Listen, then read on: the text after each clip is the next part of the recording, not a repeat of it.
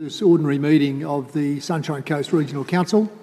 I want to acknowledge and welcome all of our councillors here today, recognise all the staff who are in attendance, and particularly welcome those people from the public and the media who are joining us via live streaming. We look forward to a productive meeting. I'd like to stand to start, and on behalf of Council, I'd like to acknowledge the traditional custodians of the Sunshine Coast local government area, the Kabi peoples of the coastal plains and northern hinterland, on whose traditional lands we gather today, and the Jinnaburra peoples of the southern hinterland. I'd also like to pay my respects to elders past, present and emerging of all First Nations people. Councillors, I believe it's also important that I draw to your attention that this is National Reconciliation Week, which runs from the 27th of May to the 3rd of June. The importance of these two dates in the context of the journey towards reconciliation cannot be understated. These dates commemorate two significant milestones: the successful referendum held on the 27th of May 1967 and the High Court native title or Mabo decision on the 3rd of June 1992. The theme of National Reconciliation Week this year is In This Together 2020. And I think it's fair to say that this is a timely objective given the circumstances we all find ourselves in as a result of the COVID-19 pandemic.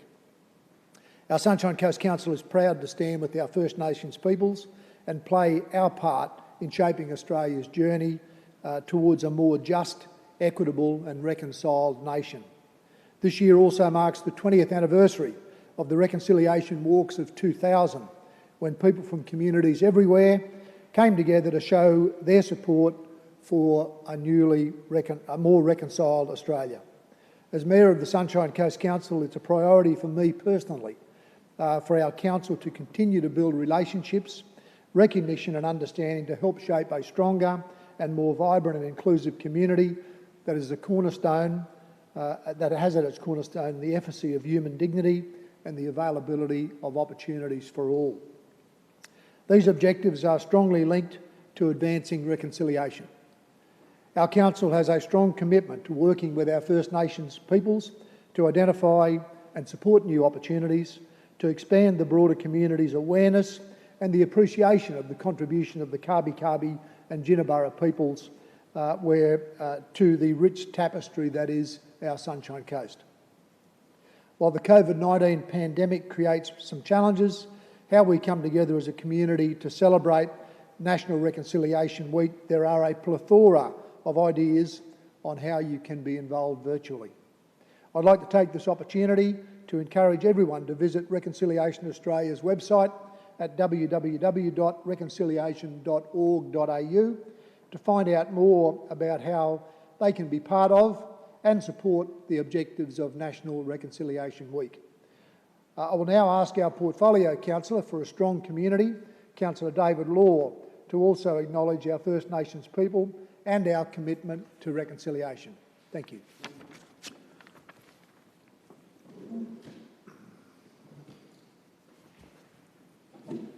Mayor, councillors, acting CEO staff and the Sunshine Coast community. On behalf of us all, I acknowledge and pay respect to the past, present and future traditional custodians and elders of this nation and the continuation of cultural, spiritual and educational practices of Aboriginal and Torres Strait Islander peoples. On the 27th of May 1967, the Australian government held a referendum. More than 90% of Australian voters chose yes to count Aboriginal and Torres Strait Islander people in that census, and gave the Australian government the power to make laws for Aboriginal and Torres Strait Islander peoples. Before 1967, Aboriginal and Torres Strait Islander peoples did not have the same rights as other Australians. In Queensland, they did not have the right to vote in elections, to marry whomever they chose, to move wherever they chose, to own property, receive the same pay for the same work, or be the legal guardian of their own children. National Reconciliation Week recognises the referendum, as well as the High Court Mabo decision, and is preceded each year by Sorry Day. The theme for National Reconciliation Week 2020, In This Together, is now resonating in ways we could not have foreseen when it was announced last year. But it reminds us, whether in crisis or in reconciliation, we are all in this together. Reconciliation is a journey for all Australians, as individuals, families, communities, organisations, and importantly, as a nation. At the heart of this journey are relationships between the Australian community and Aboriginal and Torres Strait Islander peoples. In 1967, Aboriginal and Torres Strait Islander peoples were counted. 50 years later, in 2017, the traditional custodians and elders stated in the Uluru Statement of the Heart, "We seek to be heard." We all have a role to play when it comes to reconciliation, and in playing our part, we collectively build relationships and communities that value Aboriginal and Torres Strait Islander peoples, their histories, cultures and futures.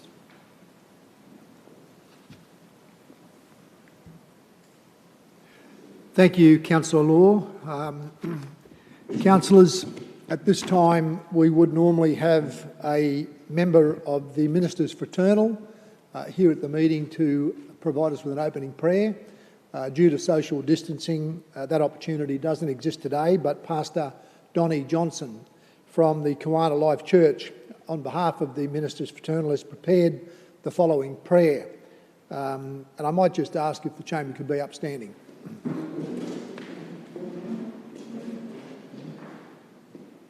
Our Heavenly Father, thank you for this new team, this new council for our Sunshine Coast. I thank you that you have called them to this ministry, to this work, to be leaders and a blessing to their communities. I thank you for each of them, and I pray for your wisdom and discernment as they work together for the best for our community. I pray that you would watch over them, their families and their wider teams as such a time as this. Keep them well, safe and protected. Again, Father, I thank you for the calling that rests on each and every one. May they know strength, joy and peace as they carry out each of their tasks. May you know the love of our Father, the humility of our Lord Jesus, and be guided by the Holy Spirit each day. Thank you, Pastor Donnie Johnson. Please be seated.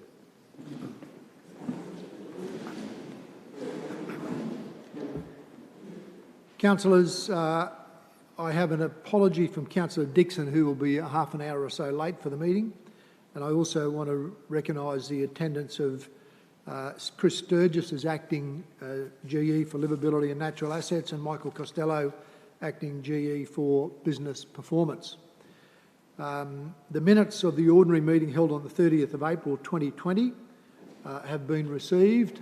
Can I have someone move confirmation? Councillor Cox, thank you. Is there a seconder? Councillor Natoli, thank you.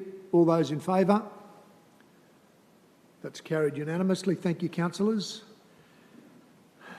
Councillors, item 5, I'd like to draw to your attention that on May 21, 2018, amendments to the Local Government Act 2009 came into force. These amendments include the new Division 5A, which provides new legislative arrangements for dealing with councillors' personal interests in local government matters. These arrangements will apply to how we manage such matters at this meeting. So should you have a material personal interest or a conflict of interest or perceived conflict of interest, please raise that before the item is dealt with. I have the introduction of a new item, which is the Council to allow the introduction of a new item of business to the agenda for the ordinary meeting held on Thursday the 28th of May 2020, namely item 8.8 on Councillor Remuneration. Can I have someone move, please? Councillor Babarowski, thank you. May I have a seconder? Councillor Johnston, thank you. All those in favour? That's carried. Thank you, councillors. I'd also ask someone to move suspension of standing orders for the purpose of allowing live streaming in the interests of safety and health of the community. The Local Government Regulation 2012 has recently been amended in relation to public attendance at council meetings. This is to enable councils to comply with the national public health directions related to COVID-19. Someone prepared to move that council suspend standing orders to allow the meeting to be live streamed to ensure health and safety during COVID-19. Councillor Hungerford, thank you. Have a seconder, please. Councillor Law, thank you. All those in favour? That's carried. Thank you, councillors. There are no presentations, so we'll go to item 8.1, which is the quarterly progress report, and I'll call on our Acting Chief Executive, Warren Bunker, to present. Thank you, Warren. Through you, Mr Mayor. It's with great pleasure and pride that I actually present this quarterly report. This quarter has been unprecedented for Council and our region, with the outbreak of the novel coronavirus, COVID-19, in China and its rapid spread across the globe. Council has been focused on ensuring the business continuity has been a priority, and the wellbeing and safety of our community and our employees is at the forefront of everything we've been doing. In amongst the challenges faced during this time, I'm really proud of how Council and the community have worked together to respond to the impacts of COVID-19 in a timely manner. Numerous measures have been adopted and put in place to respond to these activities. The pandemic was declared by the World Health Organization towards the end of the quarter in March 2020, and Council has adopted quickly to the public health restrictions and continued to serve the community with excellence during this period, whether as a disaster management coordinator, a service provider or an employer in relation to that. The local recovery effort is not over, but it is evident that our community and Council are committed to working together proactively to address these impacts of the crisis. Amongst this was the Queensland local government elections, which were held on March 28, and the executive team and the Council look forward to working with the new Council throughout this process and has been busy with a commencement program which will take us forward to ensure that we serve our community now and in the future. There's a range of highlights during this quarter, particularly between January and March, which seems like a long time ago now. And I just want to run through a few of them which really show and illustrate our commitment towards the vision, Healthy, Smart, Creative. In March, the Sunshine Coast Design Book was launched. This book is part of a long-term strategy to help our community and the Council manage and challenge of population growth, economic development, climate change, so that the livability of the Sunshine Coast is maintained and enhanced into the future. It has been developed following extensive consultation and collaboration and presents over 150 photos of buildings, streets, spaces that truly represent the look and feel of the Sunshine Coast, and it's available online free in relation to that.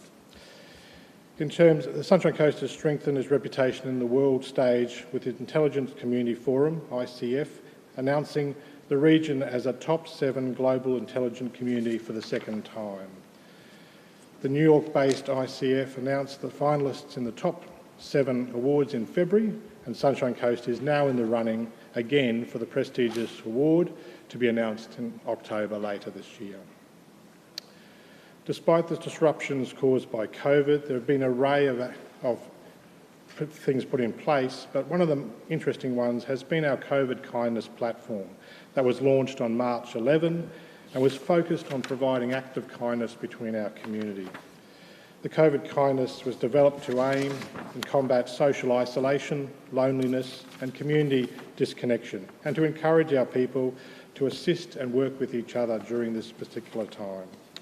The COVID Kindness app has gained substantial interest with over 28,000 international reach and with more than 201 million views on its hashtag.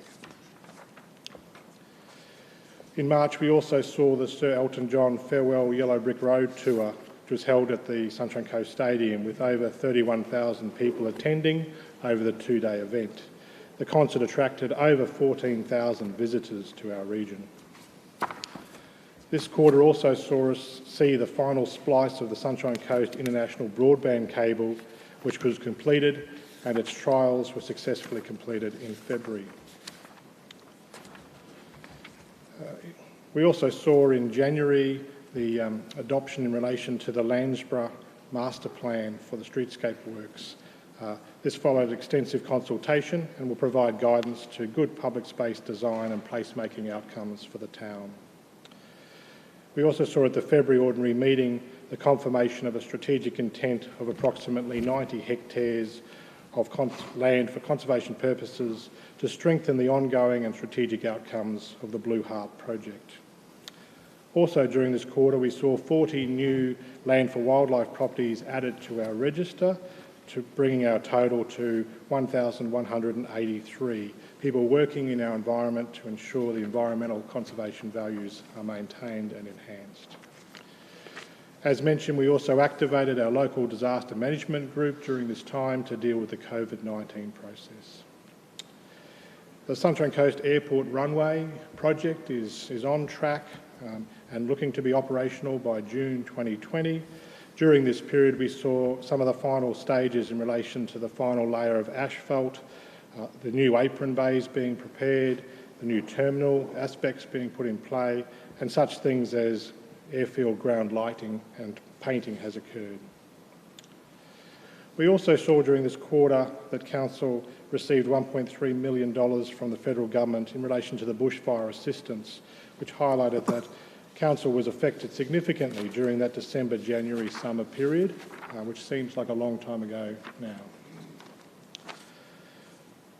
We also, in terms of our customer engagement, we saw a customer satisfaction rating of 4.73 out of 5 during this quarter, which is a substantial number in relation to it and highlights that we are responding to those community requests coming through in a very effective way. And we also saw in this quarter over 3,378 building approvals were issued, which highlighted the construction industry was continuing to grow at a very high rate during this period, with a value of over $367 million worth of activity. So with that, Mr Mayor, I think we've covered and highlighted that there is a range of things that occurred during that quarter. It was a very busy quarter for our business and very busy for each of the groups from Council. Thanks. Thank you, Mr Acting CEO. Can I have someone move the report, please? Councillor Suarez, thank you. Councillor Cox, seconder. Would you like to open on any questions, Councillor Suarez, or any commentary? No? Councillor Cox, you happy to speak? Thank you, Mr Mayor. As we've just heard from the CEO, it was a very difficult and challenging quarter for Council.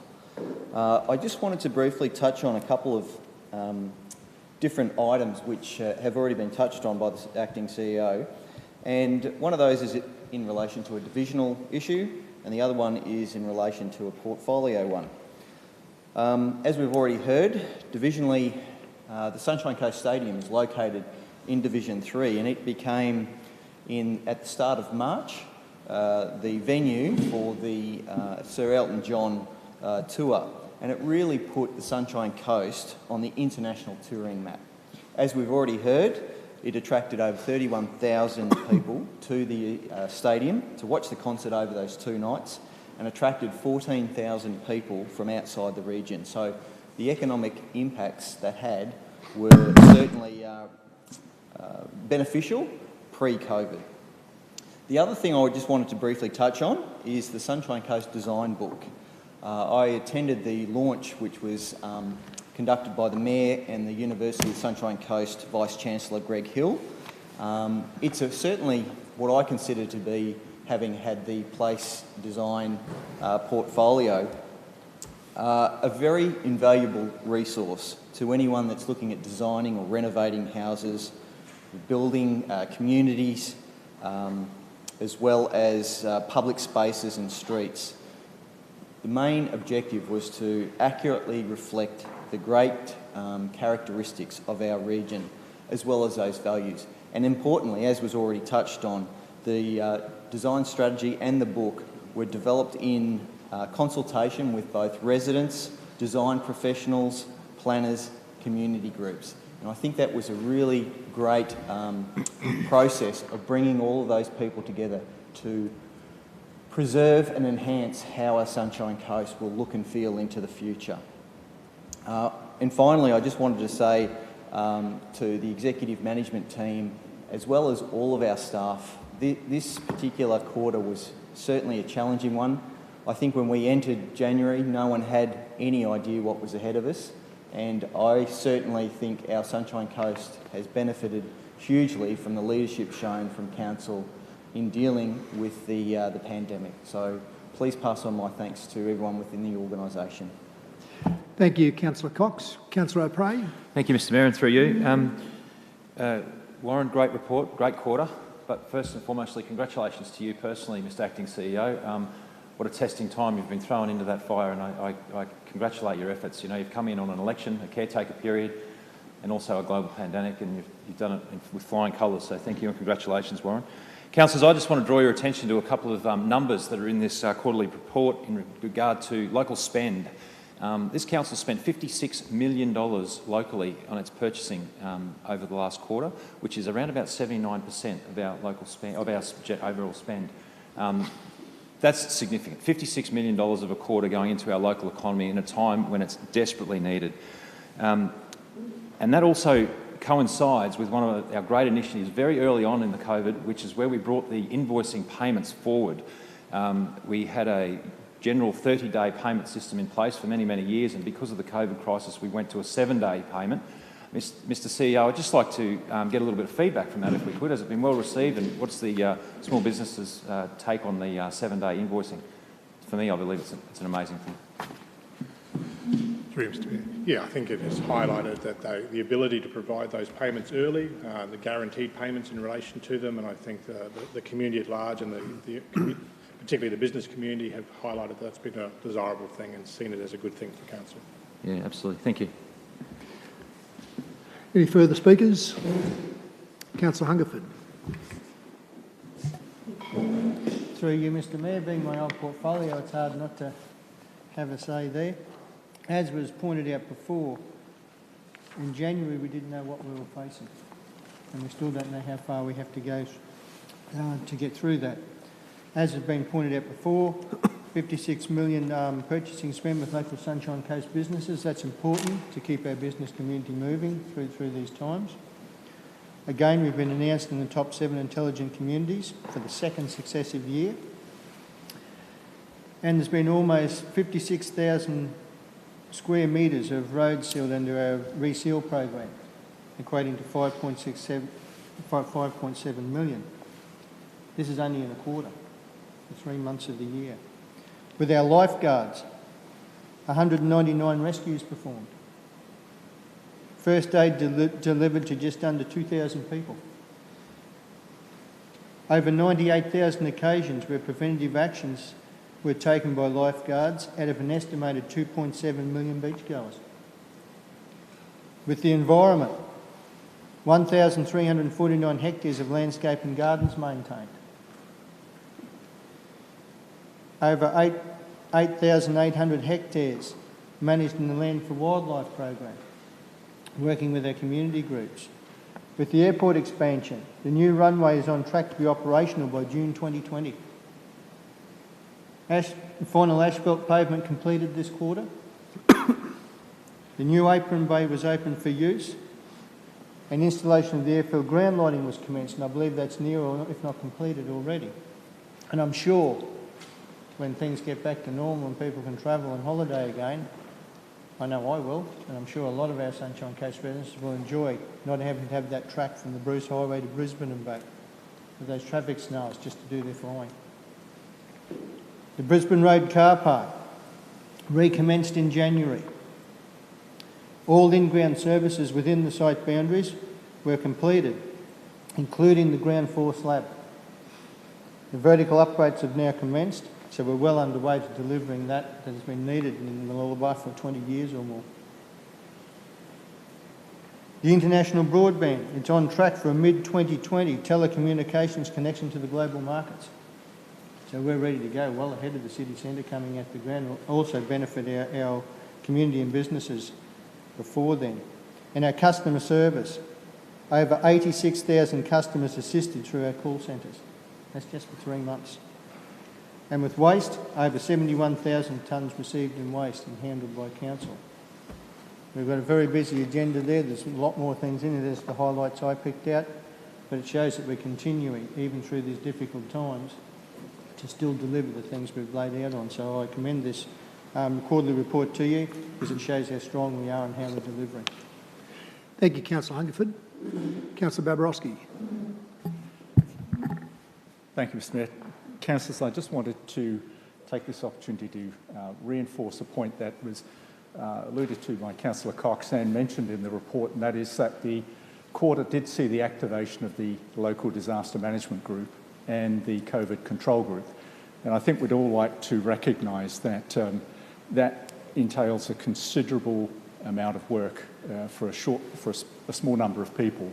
I'd like to acknowledge and thank both the acting CEO and our disaster management staff for an outstanding job in essentially making sure that we are well informed as best as possible to make the best decisions possible, keep us safe and get our community and the individuals within it back to normal as quickly as possible. So please pass on our thanks. Thank you, Councillor Babarowski. If there are no further speakers, Councillor Suarez, would you like the opportunity to close? Thank you, Mr Mayor. I'd like to acknowledge the Acting CEO and the management team for their quick response in reacting to the COVID crisis. Obviously, as a new councillor, I haven't known any different, but you've achieved some really positive outcomes in a very short time frame. And some of those, I think, have been the flexible working arrangements that you've provided for all of council staff, and this live streaming of the meetings, which was something that the community certainly were looking forward to, and you achieved that in a very short time frame. I'd also like to thank you for the welcome and the guidance that you've provided to the new councillors as we've come on board, not your typical circumstances in trying to formulate a team and provide us with all the information that we need to do our job going forward. So I'd just like to thank you for that as well. Thank you, Councillor Suarez. We'll put the motion to the vote. All those in favour? That's carried unanimously. Thank you. Councillors, as we move to item 8.2, and just before we do, I noted that one of the recommended grants in the community grants round 2 is to the Maroochydore Cricket Club for the replacement of the pitch at John Blank Oval. As you would be aware, local identity and former Maroochy Shire councillor John Blank passed away recently. John served as a Maroochy Shire councillor from March 1985 to July 1989, and also made a long-standing and considerable contribution both to the club and to our community. So I'd like to acknowledge the contribution on behalf of Sunshine Coast Council, express our deepest condolences to John's wife Edith and their family, and I'd ask the Chief Executive Officer to ensure that our condolences are recorded in the minutes of this meeting. Councillors, whilst on the same matter of the grants, under section 175E, in brackets 2 of the Local Government Act 2009, I wish to inform you that I may have a personal interest in matters that are the subject of agenda item 8.2, that on the basis that as Mayor, I'm the patron of Sunny Kids, I'm the patron of the Yandina and District Historical Society Incorporated, I'm the Vice President of Surf Life Saving Queensland, and I received the following electoral donations: $200 from Sunny Kids on the 12th of February 2016, and $200 from the Caloundra Chamber of Commerce and Industry on the 19th of February 2016, $200 from Michael Shadforth, the Caloundra Chamber of Commerce and Industry on the 29th of January 2016, and $2,000 from Vantage Homes on the 15th of October 2015, which is the registered address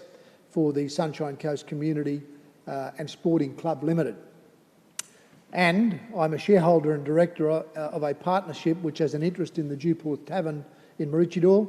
The Dewporth Tavern is a sponsor of the Ocean Street World Festival, which is a project for which the Ocean Street Precinct Incorporated is seeking funding under this round of the Community Grants Program. And my wife, Laurel Jamiston, is patroness of the Buderim War Memorial Community Association. As Sunny Kids, the Caloundra Chamber of Commerce and Industry, the Sunshine Coast Community and Sporting Club Limited and the Ocean Street World Festival may derive a benefit or be disadvantaged by the matter that is the subject of agenda item 8.2, I will leave the chamber and not participate in the discussion or the vote, and I'd invite the Deputy Mayor, Councillor Babarowski, to take the chair. Thank you.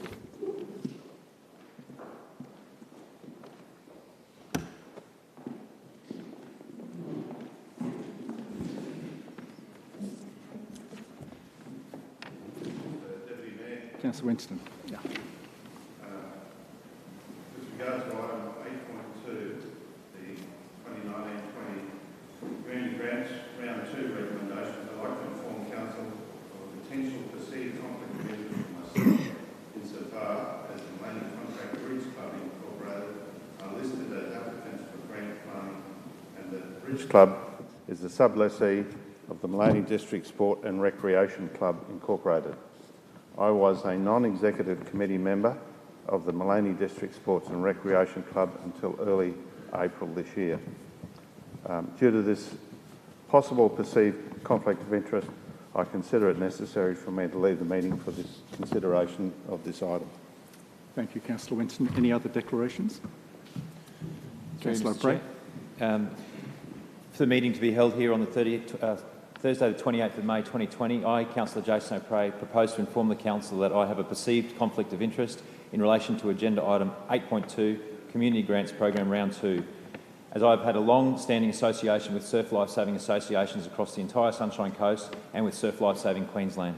And as a matter of consistency, I intend to leave the meeting chamber and any area set aside for the public for the duration of the discussion, debate and vote on the item.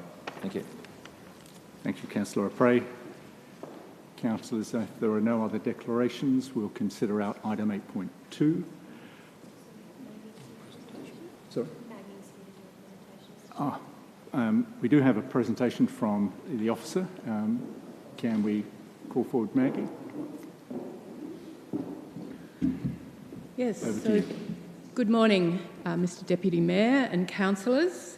Today this report seeks Council's consideration and endorsement of the funding recommendations of the second round of the 2019-20 Community Grants Program Major Grants. The program acknowledges and strengthens the valuable contribution our community groups and their volunteers make towards achieving our shared vision of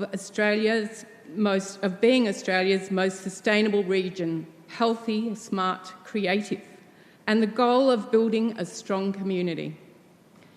The program empowers not-for-profit groups to deliver collaboratively on Council's strategic priorities by building capacity and nurturing partnerships. The program funds are distributed in an equitable and transparent manner with robust processes informed by Council's grants policy and the program guidelines. The 2019-20 budget for Community Grants Program provides funding for these major grants as well as minor grants, individual development grants and emergency grants. We'll just go back one, I think. So the major grants round opened on the 3rd of February and closed on the 16th of March, following extensive promotional and support activities. Council received 121 applications requesting $1,057,047 over the 7 categories of community development, community events, community facilities, cultural development, cultural heritage, economic development and sport, recreation and healthy living. The assessment panels for each category considered the level of community need and benefit, the alignment of the program with the application with the program aims and category priorities, and the capacity of the applicant to deliver the project. As per program guidelines, higher priority was given to projects that increase self-sufficiency of community organisations and reduce environmental impact. Lower priority is given to groups that have had funding within the previous 12 months. Due to the timing of this round, proposed projects and events were developed before the declaration of the current disaster situation on 22nd of March, so the impact of COVID-19 related restrictions on the capacity of the applicants to deliver their projects had to be a consideration. So this slide provides a summary of the applications received and recommended outcomes for each category. Funding totalling $515,824 for 80 projects is recommended for council endorsement. A list of the recommended outcomes is included in Appendix A of the report. This was, of course, another very competitive round. In cases where part funding is recommended, the panel considered whether the project could still be successfully completed or if standalone components could be funded. In the community facilities category, the assessment panel favoured shovel-ready infrastructure projects that engage local contractors and purchase materials from local businesses, maximising the benefit of council's investment. So the organisations funded in this round reported the engagement of 1,532 volunteers to deliver these projects. The project's budgets for the successful applicants total more than $1.8 million based on the figures provided in those applications, which is 3.6 times greater than the council contribution recommended in this report. So, councillors, this report seeks council support for the officer recommendation. Thank you. Thank you for the presentation. Councillors, can I have a mover? Yeah. Councillor Law, and a seconder. Councillor Natoli. Councillor Law, do you wish to open? Thank you, through you, Deputy Mayor. Thank you to your team for being able to continue with the process of negotiating, discussing with all of the community organisations as they've had to adapt and adjust through what have been unforeseen circumstances, and yet are still able to continue their work in the community for the benefit of the whole Sunshine Coast. So thank you for the additional work you and your team have done to make this happen. I'd like to just acknowledge that we haven't been able to fund every application that has been made, but we have been able to support 80 different projects with over $500,000. So I would really want, and particularly more than ever, with the work that you've had to do in addition to your regular assessment of these grants, that we should support and endorse the recommendations. Thank you. Thank you, Councillor Law. Do we have any other speakers or ask questions? Councillor, if I may, I'd like to make one or 2 points myself. Firstly, I'd like to acknowledge that this particular round was commenced under the portfolio of Councillor Jenny Mackay. So I'd like to acknowledge that Councillor Mackay would have loved to have been the mover. But thank you, Councillor Law, for stepping in. Secondly, I'd like to just acknowledge, as Councillor Law did, that not everyone's successful. In fact, something like 40 applicants were unsuccessful, and we all acknowledge the amount of work that goes into preparing an application. And perhaps one of the only silver linings that may come out of the dark clouds of COVID is that we've all learned that video conferencing is potentially something we could all use a lot more. And I'd imagine that the grants team will be encouraging applicants in the future to utilise that technology. I'm seeing a nod, so thank you for that. So I wouldn't be despondent if you weren't successful. In fact, take the advantage of the experience of the grants team. I sincerely encourage you to do that because with the new mechanisms you should be able to learn how to be successful in the future. So other than that, thank you to the grants team for 121 applications. It is an enormous assessment task, and I think you've shown incredible diligence, so thank you for that. So, councillors, if there are no further questions or speakers, I'll put the item to the vote. Oh, sorry, did you wish to close, Councillor Law? No? In that case, I'll put the item to the vote. Councillors, all in favour? Carried unanimously. Well, thank you. We'll call back the Mayor back to the Chair.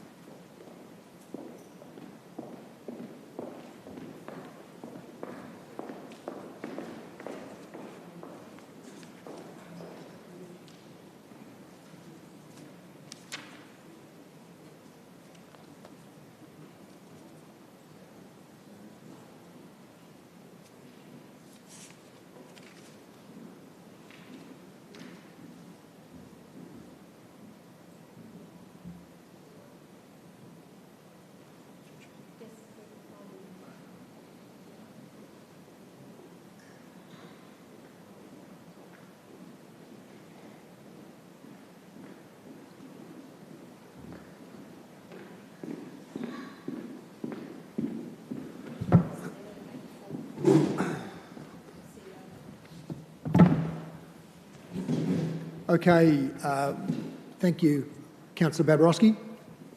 We're going to go straight to item 8.3, which is the April 2020 financial report, and I invite Isaac Pickerskill to give us a presentation. Thank you, Isaac.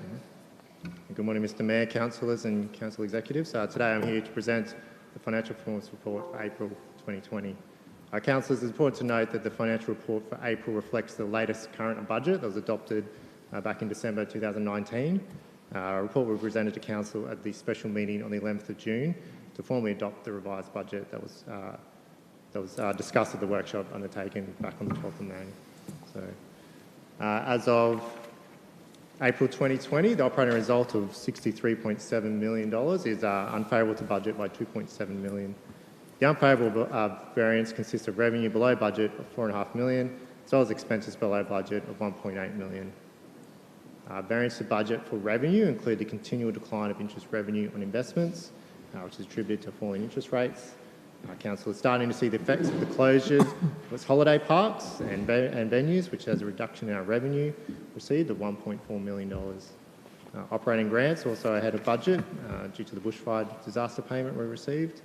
And lastly, the container refund scheme is producing unbudgeted revenue for 2019-20.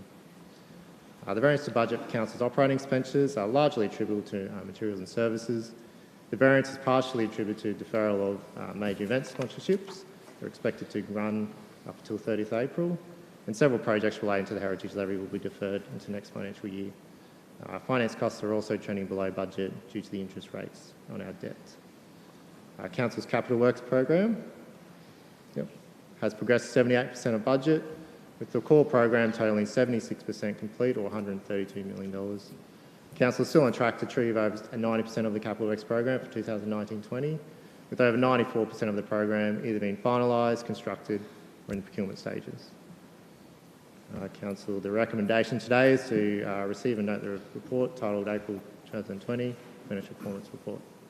Thank you, Isaac. Someone prepared to move? Councillor Hungerford, thank you. Can I have a seconder, please? Councillor Natoli, thank you. Would you like to open, Councillor Hungerford? Through you, Mr Mayor.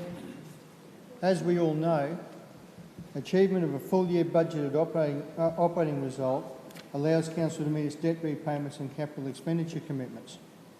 But we're in very challenging times with COVID-19. As of April 30, 278 million, or 78% of Council's nearly $356 million capital works program was financially expended. In the breakdown of this, in the operating expenses, year-to-date expenditure as of the 30th of April of $360 million shows a variance under budget of $1.8 million. Materials and services account for the majority of the expenditure variance as of the 30th of April 2020, having underspent budget by $4.5 million. Council's operating projects have progressed 49% of the full-year budget as of the 30th of April. The underspend in materials and services can be partially attributed to the deferral of major events, sponsorships, due to the current social distancing restrictions.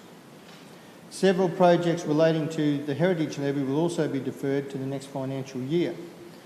Now, it's pleasing to note that Council's expenses remain within 1% of budget as of the 30th of April 2020, while delivering on the 19-20 operational plan.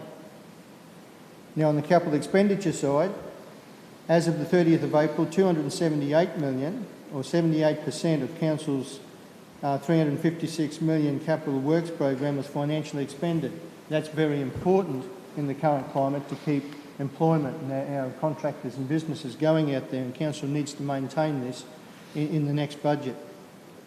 The core capital program has progressed to 76% of budget, an actual spend of 132.6 million. The actual year to date includes all works and goods being occurred as of and received and occurred as of the 30th of April. Now, Mr Mayor, as we had in the last performance report, this all comes at a cost. And what we have done for our community with the COVID-19, we've waived food licensing fees that have benefited more than 2,300 of our businesses. Provision of a rental waiver on commercial community leases benefiting 271 businesses. Delivery of emergency community grants valued at $2,000 for eligible non-for-profits. And we've launched a dedicated COVID-19 business support program, and we're also processing our payments within 7 days instead of 30 days. So that's putting another 1.8 million into the community earlier. The result of that in March was an operating result shows an unfavourable variance of 731,000 compared to the budget position. So now we've come to the end of April, the 30th of April, we now have an operating result shows an unfavourable variance of 2.7 million compared to the budget position.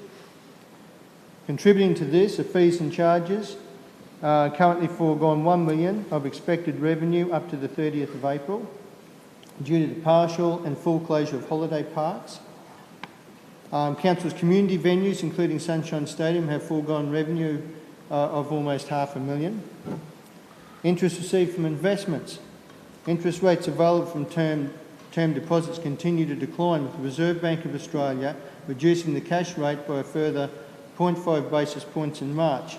This has resulted in a decline in interest received from investments. Council's year-end and forecast investment revenue will be approximately 4 million below budget. Now, Mr Mayor, as we all know, local government has the smallest levers to economically support the community. We're just over 3% of total tax revenue, but we're punching above our weight and we're delivering for this community. Now, this will be a very difficult one in the year in balancing our incomes and budgets. And I believe we've only been able to do what we're doing at the moment because of our past strong financial performance. Because as of the 30th of April, our closing cash balance is $210 million. And we're going to need this going into the future to deliver for our community. But we've also got to balance things as well. So we'll be looking towards the other levels of government to assist local government, not only us, but all local governments in Queensland and Australia. Because I believe dealing with this and trying to deliver for our communities is going to be more than just a few months or a year. I think this is going to take a couple of years.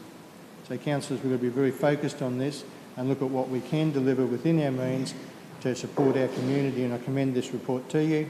It shows that we're very strong, we're being very sensitive, we're doing what we can for our community, but it's also costing, and that's what we need to understand. It comes at a cost. Thank you, Councillor Hungerford. Any other speakers?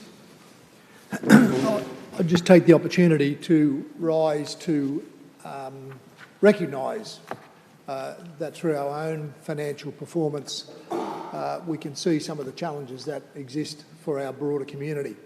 And if I could just focus on one area, and that is the loss of revenue to council, as Councillor Hungerford mentioned, through a variety of our community facilities, sporting facilities, and in particular holiday parks. And that is a real threat for council that needs to be carefully managed, because currently those facilities are closed.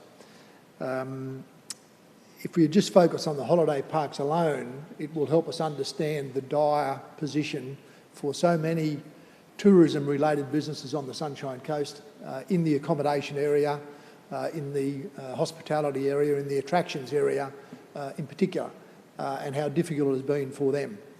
And I want Council to be aware that I've been personally liaising with the Premier, and I know she's taking a very cautious approach, and I know that cautious approach is supported by a lot of mayors throughout Queensland. However, Queensland has done a great job in flattening the curve, notwithstanding the untimely death of a young man in Blackwater a couple of days ago.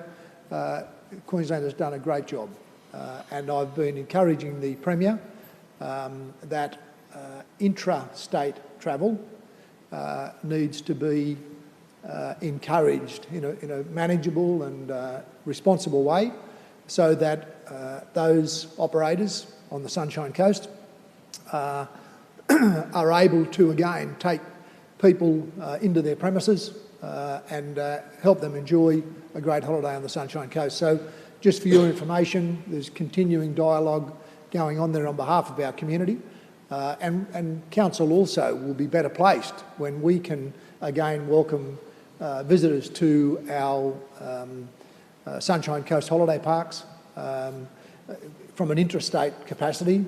I'm not at this stage talking about reopening borders, but from an intrastate capacity, there'll be a lot of people in South East Queensland who would happily flock to the Sunshine Coast for the school holidays, for instance, and beyond. So they're the sorts of measures that we need to consider, and indeed as we move into our budget or finalisation of our budget over the next month, these sorts of being able to bring forward some of these opportunities will be very timely, because we've got a really difficult position. On the one hand, we need to keep spending to keep that activity in our market and the jobs that flow from that for people in the private sector. But we also need to have a firm eye on where savings can be made, such that we're maximising the performance of the funds that we derive from our ratepayers and that they expect us to spend in the most appropriate and responsible way. Okay, Councillor Hungerford, would you like to close? No further speakers. Through you, Mr Mayor. This shows we're doing a strong response to our community. We're doing it responsibly, but it is coming at a cost. We're sailing into the next budget, and probably the budget up that, to quite considerable headwinds, but I feel confident, because of our strong financial background, that we'll be able to come through this and deliver for our community. This clearly shows we are. We need to keep this momentum going. Thank you. Thank you, Councillor Hungerford. We'll put the motion to the vote. All those in favour? That's carried unanimously. Thank you, councillors. Item 8.4 has been withdrawn by the CEO. Go to item 8.5, and I welcome Debbie Hedger, who will take any questions and provide answers on sewerage easement, on a sewerage easement within lot 33 of SP 300-553. That report's been widely distributed. Someone prepared to move it to start with, please. Mr. Mayor. Councillor Johnston, thank you. And a seconder. Councillor Law, thank you. Are there any questions for Debbie? No? Okay, that's pretty straightforward. Would you like to speak to the motion, Councillor Johnston? No, Mr Mayor. Thank you. I think it's fairly clear. Are there any other speakers? No need to close. We'll put the motion to the vote. All those in favour? That's carried unanimously. Thank you, councillors. Thank you, Debbie. Item 8.6 is the Independent Audit Committee Member Transition Strategy. Again, Bill Hadrill is here to take any questions or answers regarding the Audit Committee Charter. Someone prepared to move? Councillor Natoli. Thank you. A seconder? Councillor Hungerford. Thank you. Would you like to open, Councillor? Yes, thank you, Mr Mayor. Councillors, with COVID-19, obviously it's had impacts on our organisation and some of the strategies that we've had coming forward. And obviously the transition strategy for the Audit Committee is really about the independent members on that Audit Committee. And some of them, Mr Peter Dowling was a member of the Marucci Audit Committee, and Mr. Len Scanlon was a former Auditor General. And their expertise is invaluable in having those members. But it's been decided that it's appropriate that we actually have renewal of independent members on the committee. And obviously, this recommendation is about deferring and to bring on board 2 new members, and at one point we will actually have 4 instead of 2 independent members through a transition period of where their expertise can then be translated to the new members, and once they're comfortable in their position, then those former members will be able to exit from the audit committee. So it is really a procedural process. It's because of the COVID-19 impacts in trying to go out and find 2 new members, and I think it's important for us to understand how important the independent and internal audit committee function is, because it oversees basically everything and requirements that we as a local government have to meet with our statutory obligations under the Local Government Act and a number of other different acts. So it's important that that review is undertaken by an independent committee, and that committee itself has external representatives that are not councillors, and having that opportunity to be able to review and have control over a process of questioning and making sure that council undertakes all of its processes, all of its obligations, and meets all of its statutory commitments is an important role. So, councillors, I just urge you to consider this and support the motion. Thank you, Councillor Natoli. Any further speakers or questions? Councillor Hungerford. Through you, Mr Mayor, following on from Councillor Natoli there, probably a bit more explanation. Council endorsed recommendations associated with the Independent Audit Committee member transition strategy report at the ordinary meeting on the 22nd of August 2019, which outlined the strategy for the replacement of the 2 existing Independent Audit Committee members as follows: to publicly advertise 2 Independent Audit Committee positions prior to the March 2020 local government elections. Recruitment Selection Panel makes recommendation in April 2020 to the newly elected council for the appointment of 2 new Independent Audit Committee members. Now, following council resolution and appointment, the 2 Independent Audit Committee members would attend the May 2020 Audit Committee meeting. Clearly, that's already passed. So, in accordance with the endorsed transition strategy, the Independent Audit Committee member positions were advertised and closed on the 9th of March 2020. Applications for the positions were being assessed when the coronavirus COVID-19 pandemic struck. As a result of the disruptions to the normal council operations, it was decided to defer the transition strategy implementation for 6 months, i.e. from April-December 2020 to January-June 2021. Accordingly, the revised timetable will require contracts for Peter Dowling and Mr Len Scanlon to be extended 6 months to the 30th of June 2021. So that's an extension of 9 months to facilitate this. So the result will be the Audit Committee composition will temporarily be comprised of 6 members for the period April to December 2020, i.e. 2 councillors and 4 independent members for this transition period. And that explains it a bit better for everyone. That's something that would have happened as normal business. COVID-19 disrupted things, and now we're looking at how we progress that forward and continue on with it. So I commend this to the council to implement and finalise these important appointments to the independent members of the Audit Committee. Thank you, Councillor Hungerford. Any further speakers? Would you like to close, Councillor Natoli? No. We'll put the motion to the vote. All those in favour? It's carried unanimously. Thank you, councillors. Councillors, thank you, Bill. We'll move on to item 8.7, which is the Building Industry Fairness, Security of Payment Legislation and Project Bank Accounts. And I invite Paul Skillen, who's joining us now, and Alyssa Ratcliffe to give us a presentation. Thank you, Paul and Alyssa.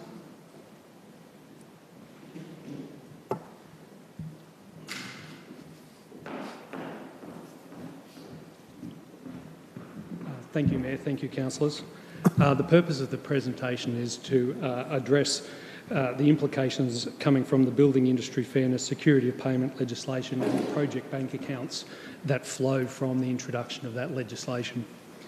By way of background, at the ordinary meeting of 20 February 2020 of this council, council resolved to have the Chief Executive Officer bring a report to council regarding the implementation of bank accounts, of the project bank accounts, by having them apply to council and considering the implications of the timing for that introduction. Council resolved to have a report brought back to the May meeting, which is now what's occurring. Project bank accounts from their implementation under the BIF Act occurred in January of 2018 and were applied to state government contracts between the value of $1 and $10 million. The state subsequently undertook a trial of the first 100 contracts that applied within that value range. An independent review panel was commissioned to review the implementation. They have recommended a series of legislative changes. Those amendments, save the implications of COVID, were due to come into effect or are due to come into effect from 1 July of this year. That, importantly, is for the changes brought about that apply to the state government at that stage. The current anticipated application of the implementation in terms of local governments is on the slide before you. There was an expectation from 1 July 2020 that it would be applied to the state government, incorporating the changes mentioned earlier. From 1 July 2021, it would be applied to local governments with contracts of a value of $10 million or more, and then over the following 12 to 18 months, it will be rolled down in value to $3 million and then $1 million contracts. The concept of that phased rollout was identified in the review as having an effective way of allowing the entities that are the principals, that namely council in this instance, as well as head contractors and the subcontracting communities in the supply chain, to come to terms with what occurs and what is required of them, which is individually different for each of those three groups during the course of the application of the project bank account. Council considered application of the project bank accounts and the implications it would have for that supply chain over three timings. That would be immediate implementation, post-legislative amendments assumed to take effect from 1 July, and then when it would apply to council being the date of 1 July 2021. That is outlined there.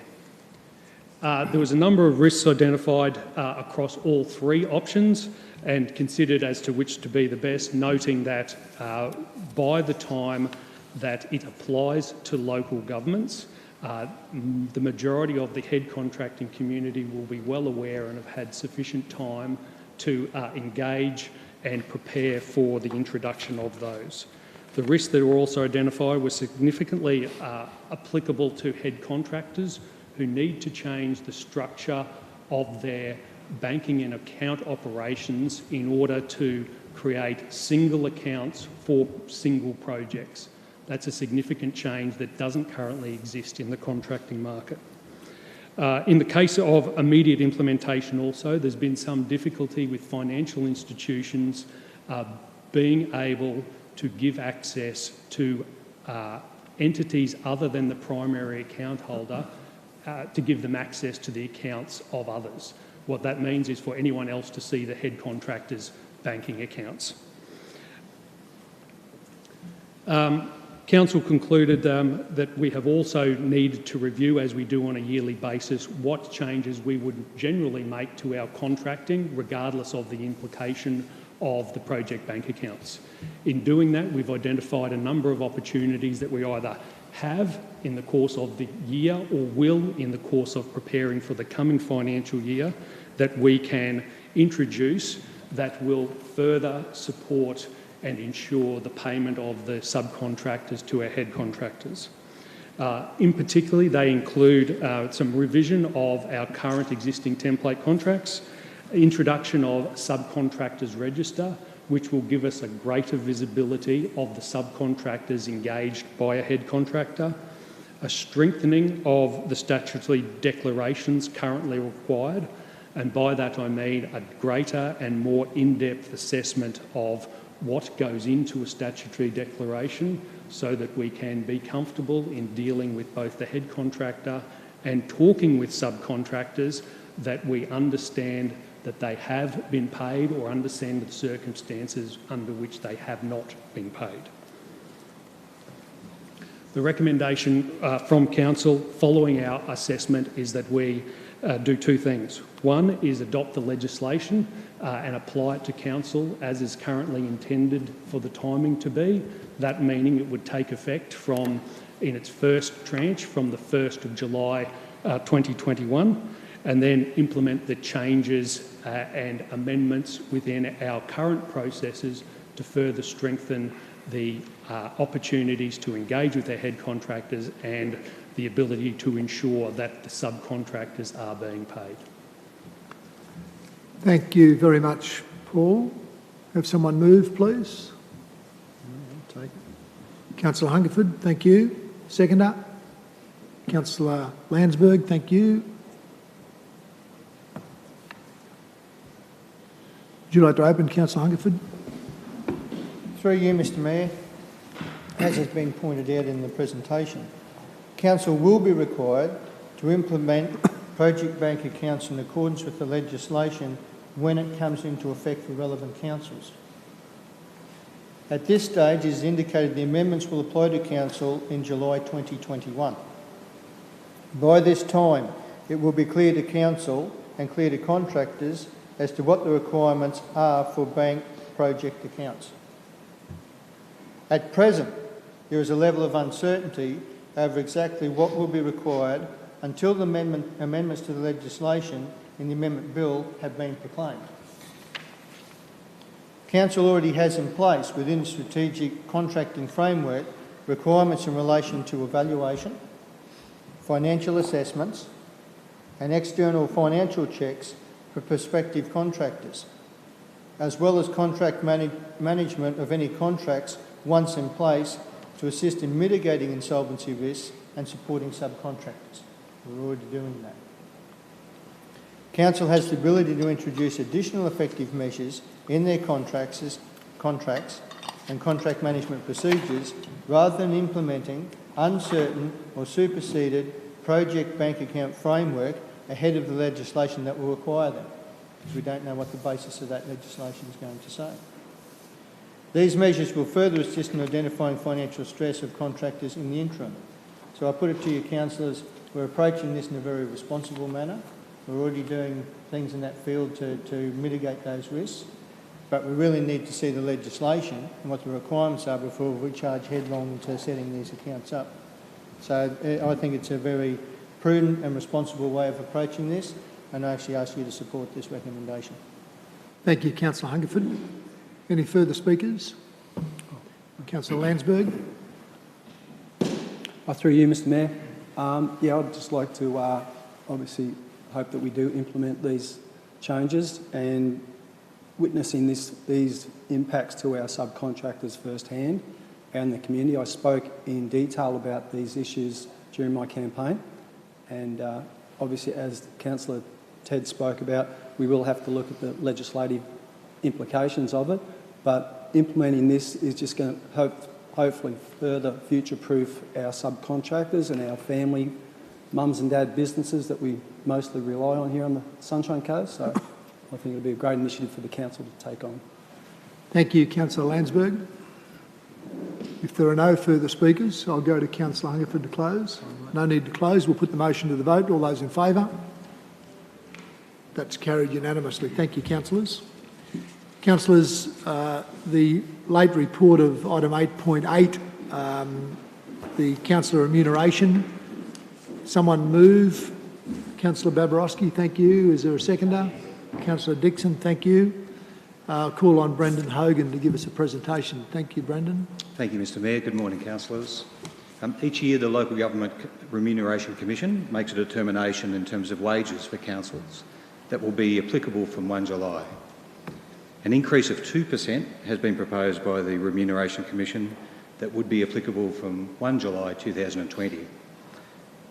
The report that is in front of you today is in response to your request to not accept the proposed increase, but rather to place a hold on the current remuneration levels. Thank you, Mr Mayor. Thank you, Brendan.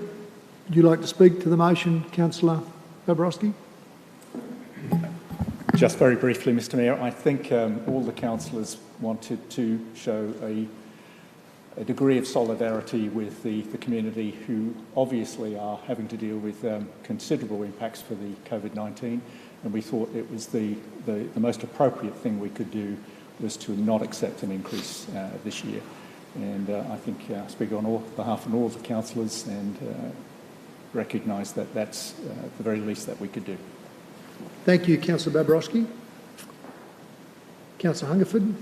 Through you, Mr Mayor, I would like to say it gives me great pleasure to support this today, but I'd also like to congratulate my colleagues on accepting this as a way forward in these times for our community.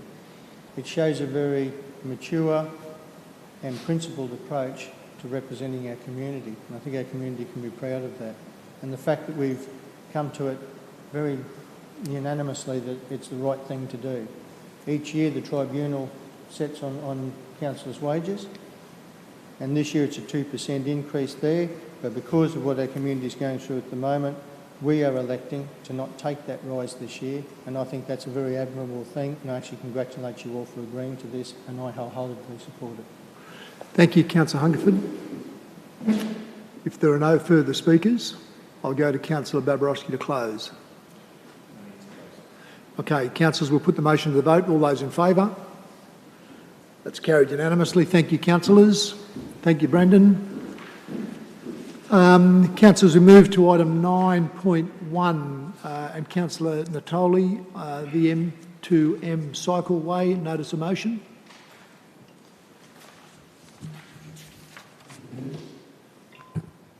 Thank you, Mr Mayor. Councillors, I move that 1, the Council acknowledges and supports the community's opposition of the proposed nominated route of Stage 6 of the Mooloolaba to Maroochydore M2m Cycleway, which is currently out for public consultation. 2, further Council supports the community's position on finding an alternative route.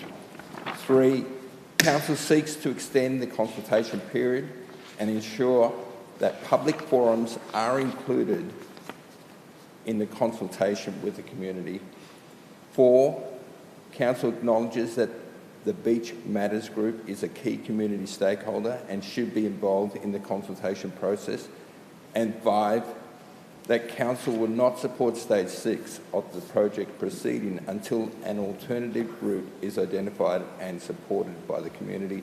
And Mr Mayor, before we call for a seconder, I'd like to amend the 5th dot point. Sorry, that you could can't include... I'm sorry, you can't make any amendment, councillor, at this point? At this point, but if I have a seconder, I'd like to. Mr Mayor, as it's an ordinance of motion, it has to stand as notified, councillor, so you need a seconder before it comes onto the floor, but you won't be able to amend it yourself.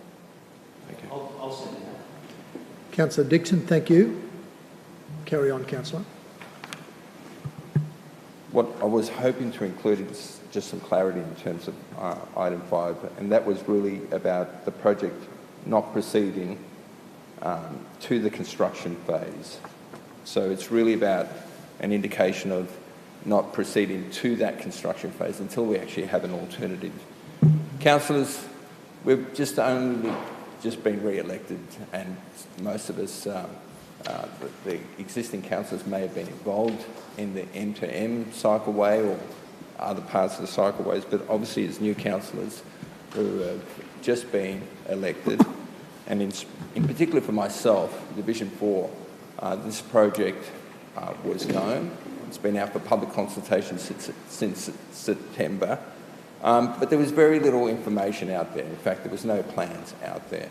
And that's been one of the issues, I suppose, is the fact that we've been so busy, we've had forums, we've been engaged in a process of induction, and at the same time, not being able to be briefed about stage 6 of the M2m, not being informed that we're going out to public consultation, is difficult, because obviously this is a baptism of fire for us in terms of being thrown into a situation where something has gone wrong. And in this particular case, you know, I have to commend the community for the way that they've come out strongly and indicating to us that something has gone wrong and they want to be heard. The community acted incredibly quickly. The Beach Matters formed, and within a few days they had 800 people line up on Alex Beach to demonstrate their concerns about the proposed cycleway and the route that has been put before them. And, you know, it excites me to see the community react in this way, because it's them demonstrating their right, as they did during COVID-19, they came out and they decided to vote and nominate who they preferred to represent them. And that's the result, that we are all here because of that. And under, again, COVID-19 restrictions, they came out into the public and showed that they really want to have a key say in what matters to them in their local community. This is a grassroots approach in terms of what our responsibilities as councillors in understanding and being in tune with our community, and know that sometimes things do go wrong. It's not catastrophic, doesn't mean we have to stop everything, it doesn't mean that we're going to walk away from things. It means that we have to pause because we've reached a part in the road that is a roadblock. That's all it is. And we need, as locally elected representatives, the voice of the people, to stand with our community and find a way around this blockage. And that's exactly what the community asked me to do. Bring this motion to council to support them and find an alternative route. So trying to analyse this, what went wrong with the process, I think the issue is that TMR, who have basically got carriage, but they're in partnership with council. This whole cycleway is a partnership between both TMR, state government, and the local government. They brought on a community reference group in September, and out of that reference group, there was probably, out of the 11 members, there were 7. It was stacked with cyclists. Now, this is not something that I think was done intentionally in terms to have a particular interest group that overrides the interests of other members and key community representation. I think it was inadvertently done because TMR want to build a cycleway. And of course, you have cyclists that sit on a community reference group. It's logical. And so having that group then work through a plan, and that plan that they had became the preferred option. One option only that went to the community. So until recently, when it finally got out to the public consultation phase, was the first time that I had seen, the community had seen, what was being proposed. And we saw the reaction of that community was sudden and swift. You have to ask yourself a number of questions. Is why did they only go out with one option? I've had discussions with our council staff last Friday, my first briefing. There were a number of options, but they chose only to go out with one option. You would think through public consultation, you give choice to people, and the people then decide what they believe is the best option for them. They didn't involve a large section of our community. They didn't consult with the disability groups in terms of the impacts of having cyclists come through that area. So why did the community react the way that they did? You know, talking to those people on the beach, they all talked about lifestyle. And I've always asked myself, what is the definition of lifestyle? We talk about it all the time, but we try and get our head around what lifestyle is. And so I went and researched that, and I found that lifestyle typically reflects an individual's attitude, way of life, values, or worldview. Therefore, a lifestyle is a means of forging a sense of self and to create cultural symbols that resonate with personal identity. A lifestyle is a means of forging a sense of self and to create cultural symbols that resonate with personal identity. Ollie, you're on time. You want an extension? Yes, please. Someone prepared to move? Councillor Cox. We have a seconder. Councillor Johnston. All those in favour? Carry on. Over decades, these members of our community that have used the beach, the surfing community, have forged a deep connection to place and history. The connection is cultural and as much as it is spiritual to them. The beachside car parks, the park right beside it, the beach and the waves are all part of a ritual, one which has a strong heritage value attached to it, and that's their definition of life. Every weekend when I walk past there, I see them, they need these vehicles to bring their boards, bring their families, bring their beach gear. They take their boards out, they put it in the parks right next to the car, they wax their boards, they put on their wetsuits, and they safely then move towards the beach and to the waves. That is the connection that I think this group has missed. They've missed and haven't respected the fact that we've had these people use that for such a long period of time. And for them, it is about everything that they've invested in their community, their lifestyle, their choices. And to be honest, they don't want that to change. This is what TMR and the Community Reference Group didn't understand and take on board. It's about the public engagement process, failing to understand the critical elements of who is going to be impacted by what they had proposed. They just didn't get that connection. But one of the things I see this as a great positive is that with the 800 people and more people, I think Fiona Simpson put out a petition, 2 days, 700 people signed that petition, is that we now have a large portion of our community that feels that they are disconnected and disengaged. They are now engaged in this process. And for us, the opportunity is to take them on board a journey and work with them. That's my role. That's our role as elected members, is to work out a solution that they don't lose out, the cyclists don't feel like they lose out, and the pedestrians, they have a deep appreciation about how that area works and how we can end up putting through a cycleway that respects their connection to history and their connection to their culture, and that everyone throughout this process can end up with a solution that we can all live with. And that's what I hope that this resolution, we need to be able to stand firm by our community and say that we are listening to them, that we are prepared to work with them, and they have indicated strongly to me that they want to see a solution that will allow a cycleway through here. This is not about them wanting to stop this process. This is about finding a way forward. And it's incumbent upon us, councillors, is to acknowledge our community and support them in finding that solution. Thank you. Thank you, Councillor Natali. Councillor Oars and Councillor Natali, I won't be supporting the motion in its present form.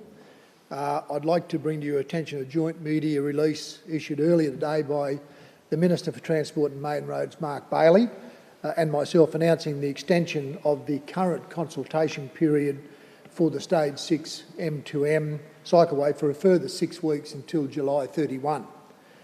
The Minister, importantly, also agreed to more direct engagement, exactly with the people who Councillor Natoli is referring to, and other interested community members during that extended consultation period.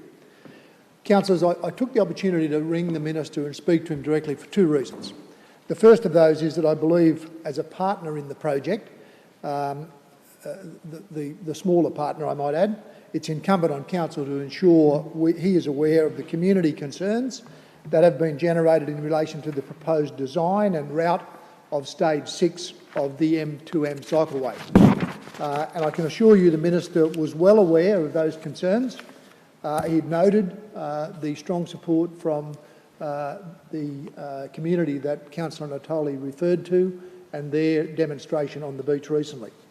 And he's aware of those concerns, notwithstanding that this is currently the second round of consultation that has been undertaken on the project. Now, clearly, you could argue that's been impacted by the COVID-19.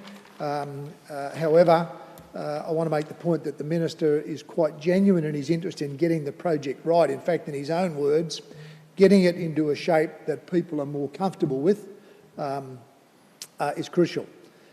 He was more than amenable to extending the current consultation period by a further 6 weeks, and his department engaging more directly with the community members impacted, particularly once the next phase of the COVID-19 restrictions come into effect on 13 June and more people can be engaged on a public basis. For that, I wish to acknowledge and thank the Minister on behalf of our community for his understanding and willingness to work through these matters.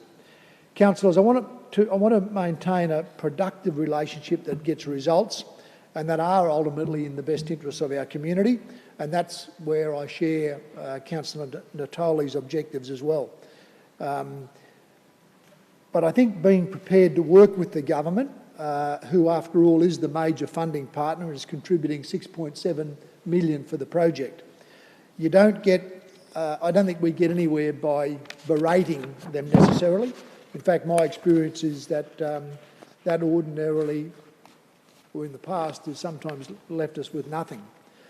The second reason, and this is a really critical reason in my mind, and sometimes, you know, the real purpose of these things can be lost in the debate, and that is that the second reason I spoke to Minister Bailey yesterday is I wanted to discuss the safety considerations associated with the project. Interestingly, public safety is something that has not featured very much, if at all, in the disclosures that have been occurring, in the discourse that has been occurring around this matter in the last week or so. I fully appreciate that the solution that is ultimately delivered here must balance the interests of a range of stakeholders: cyclists, beach users, tourists, and disabled and other local residents. But I'm also conscious that along this stretch of Alexandra Parade, there are issues of public safety that a project like this has the capacity to respond to.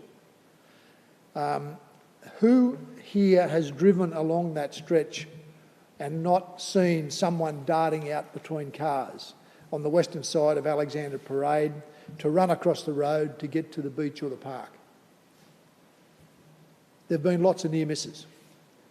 I'm sure many people would appreciate that this is a dangerous behaviour for pedestrians as well as for vehicle drivers.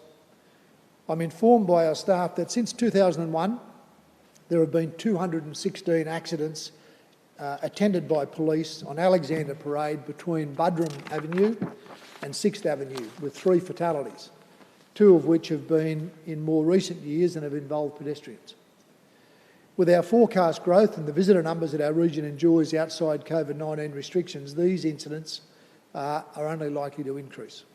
So public safety must also be a key component, if not the key consideration in any solution ultimately arrived at for this project. The progression of this project and the continuance of our support should not hang solely on whether one group within the community supports the end product.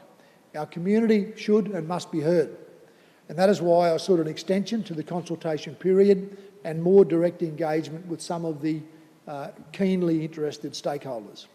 But there are a range of considerations here, all of which need to be worked through.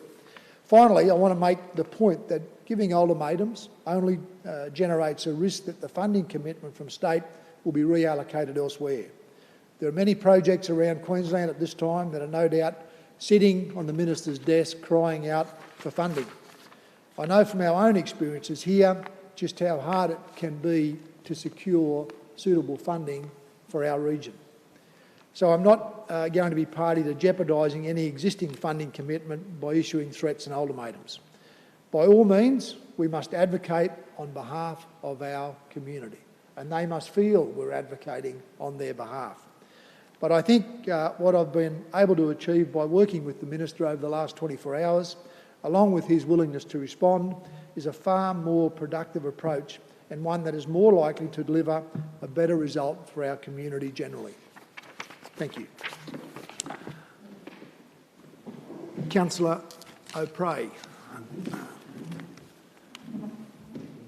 Thank you, Mr Mayor. Councillors, with that, I'd like to move an amendment to Councillor Tully's notice of motion, and it's a little bit of a detailed amendment, so if I could just read it through to you. If we could please start with that council dash.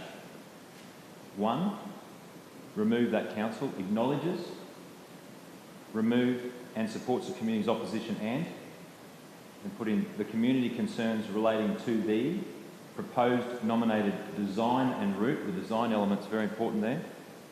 Of stage 6 of the Mooloolaba to Maroochydore M2m Cycleway. Remove, semicolon, and then remove which is currently out for public consultation.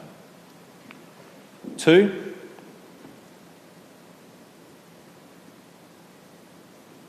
take out that council. Encourages all interested community members to take advantage of the extended community consultation period to 31 July 2020.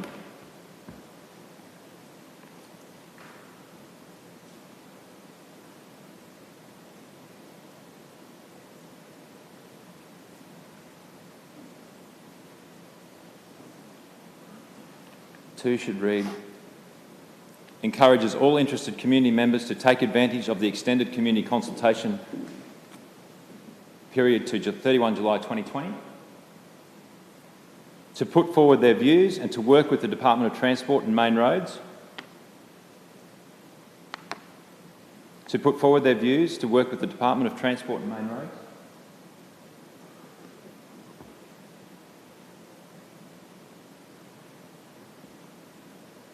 on possible solutions that seek to balance community safety and the needs of all interested parties, semicolon.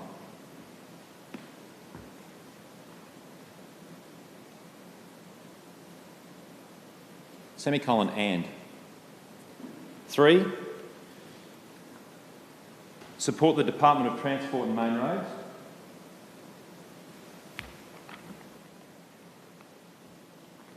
In ensuring there is appropriate and direct engagement with key community stakeholders on the final design. It's important as well, councillors, the final design and route for stage 6 of the M2m Cycleway. Final design and route for stage 6 of the M2m Cycleway. Full stop. And Mr Mayor, if I could get a second, hopefully I can get the council's support on that one. Please. You're happy to second, Councillor Landsberg? Thank you.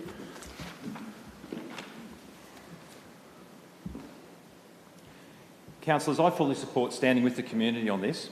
Joe, you've made some excellent points there today about community, the wellbeing and the elements of this project across Alex Parade. But this amendment to your notice of motion is exactly what the community is seeking, and this is exactly what the community needs. All right? We need to coexist harmoniously with tourists, cyclists, recreational cyclists, mums and dads, mums with prams, wheelchairs, people with dogs, even with cats. I don't care what are walking up and down there with the skateboarders. We need to make sure that we're all coexisting down there. And I'm very supportive of council getting onto the department and making sure that this is right. We've got to get this design right and make sure that everything about it is in the interest of the entire community. Clearly, with the Mayor's discussion there about the media release, and I've just noticed that it's on the Sunshine Coast Daily website as well, that the Minister and the Department are prepared to work with the community and with the Council. And I fear that if we go in hard and whack them with a stick, we're putting at risk that $6.7 million, which is a greater project than just the Alex stretch. And I don't think anybody in the community wants to see us put at risk the $6.7 million. It's hard to get, it's hard to come by, and I don't want to see us lose that in any way, shape or form. That said, we've still got to be firm and fair. And I reckon that's what this amendment's all about, being firm and fair. Mr Mayor, I think I've made a few notes here, but seeking to work collaboratively with the department is about getting the community to the table and about making that conversation readily available. And the introduction of the July, what did I say, it was 31 community consultation process, I encourage the community to get on board, have your say on this. It's critical. But let's not whack them with a stick straight away, Mr Mayor. All right, let's give them a bit of time. Let's get the community involved and let them have their say. This amendment is absolutely 100% about working towards the best possible outcome for the community. Consult, consult, consult's been our mantra for a long time, and I reckon this is a great step forward in that process. This amendment that I've made is very clear, it's very concise, it's not clunky, it's timely, and more importantly, it's all about community. And councillors, I really do hope, and even you, Mr Mayor, I hope you support this amendment today. Thank you. Thank you, Councillor O'Prey. Other speakers? Councillor Landsberg. Yeah, through you, Mr Mayor, and I'd like to also acknowledge and thank you for taking the initiative to contact the Minister. I think it was a very timely meeting to have a chat to him. Definitely I acknowledge Councillor Natali and obviously the support that you're receiving from our community up there. I've personally witnessed the change in this along the esplanade there over the last 30-odd years. It is definitely a sensitive area of our Sunshine Coast, and our, you may call them the silent majority of local beach users, you know, our families, our surfers, everyone from, and surfing community is as a whole encourages everyone from our blockies and bricklayers to our architects and town planners. We all share that special space of the beach foreshore. But most importantly, we do have to look at other modes of transport, and I am concerned for the amount of accidents that have happened along that stretch of road, and public safety is paramount. I think this amendment that Councillor O'Prey is putting forward is, I'm happy with that, and hopefully I'd like to see Joe continue with his part with these community consultations and take an active role in this, which I'm sure he will. But in terms of not affecting the whole process and keeping this funding going, and it is an important part of the coastal pathway in terms of the whole M2m Cycleway, I think it's a great initiative from Council that with the connection with state government, and we need to keep that going. Thank you, Councillor Landsberg. Councillor Cox. Thanks, Mr Mayor, and through you. I just want to echo something that you said earlier about working collaboratively with the state government, the Department of Transport and Main Roads, because ultimately this piece of infrastructure sits along their controlled space, and council is only a minor player in that space. I also just wanted to compliment Joe on bringing forward this notice of motion on behalf of his community. Reading through it in the last couple of days again, there were points that were sort of starting to grate with me and where the community wanted to go with this. I think you've done a good job in compiling it, but the alternate motion that's been proposed by Councillor O'Prey, I think is probably more in keeping with where council needs to be with this particular matter. Now, I just wanted to touch on quickly a couple of specifics with this area. It's used heavily by the surfing community. There is the cycling community, both the recreational and the commuters. There are so many pedestrians in that area, especially the fitness walkers in the mornings and the afternoons. as well as local residents who want to enjoy that foreshore area. So last night I took the opportunity to speak with a committee member of the Alexandra Headland Community Association just to find out what their thoughts were, and clearly they had concerns over the loss of parking near the businesses as well as the safety of those pedestrians along that area where the cycleway was proposed.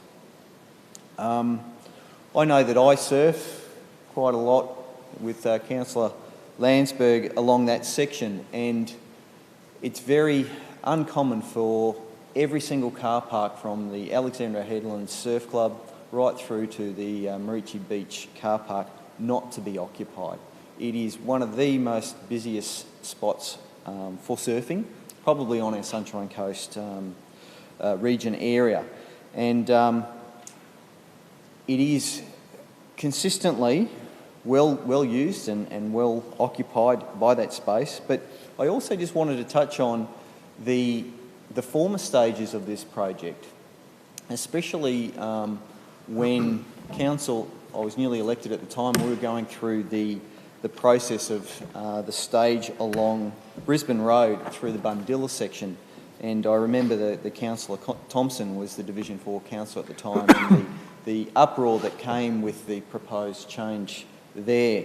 And dealing with that, we sort of worked with the community to come up with, I think, what's turned out to be a really good solution there, because I've certainly noticed every time I drive through there, the usage of that particular separated cycleway has been phenomenal. I live in Kawana, and I know my children can safely access Mooloolaba Beach as a result of that particular piece of infrastructure. And I've really noticed that the families from the Kawana, Minyama areas certainly utilise that piece of infrastructure at a very high rate. So it also fits in really well with our integrated transport strategy, and it supports the increase of our active transport participation. So taking all that into consideration, and obviously what the Mayor's elaborated on earlier with his address to Council in dialogue with the Minister, I think this is probably the approach that we need to take in this particular matter. Extend that consultation, take in the community's views, and hopefully we get the best outcome for the entire community. Thank you, Councillor. Councillor Suarez. Thank you, Mr Mayor. Through you, just a matter of procedure, just to clarify for me as a new councillor. This amended motion, is there any option to further tweak that by putting something forward to Councillor O'Prey? Councillor, through you, Mr Mayor, the amendment is still at amendment stage, so no, you can only deal with one amendment at a time. So Council needs to consider the amendment and vote for the amendment to become a motion, and then the motion, you can go again on that motion once it becomes a motion, but at the moment it's still an amendment. So Councillor O'Prey couldn't amend the wording as an outcome? By agreement. By agreement with the Chair, if it's minor. Thank you. Just wanted to talk about the issue first before I talk about the motion. So I don't think anyone would argue that a bikeway wouldn't be a welcome addition to the area. And when we talked about safety, we talked about pedestrians crossing the road, and we didn't really talk about safety in terms of cyclists. So more fatalities occur when cyclists are mixing with vehicles, and less fatalities occur when cyclists mix with pedestrians. So moving cyclists off the road is a logical thing. The optimal solution, though, is a separation of all three. And this proposed pathway doesn't really provide that optimal solution. What is the cycleway's purpose? It's been often talked about in the newsletters by DTMR and also in some media reports that it's for active transport. And what does that mean? Is it families cycling with their children, or is it people cycling to work? And those things have a time critical factor. If you're cycling to get to a destination for work purposes or appointments or whatever, you're not going to be cruising along the pathway. And that's a different time constraint as opposed to families who may be cycling up the pathway. And with that time constraint comes speed. Now, I note that the DTMR's responses to Fiona Simpson's questions talked about those time constraints and speeds.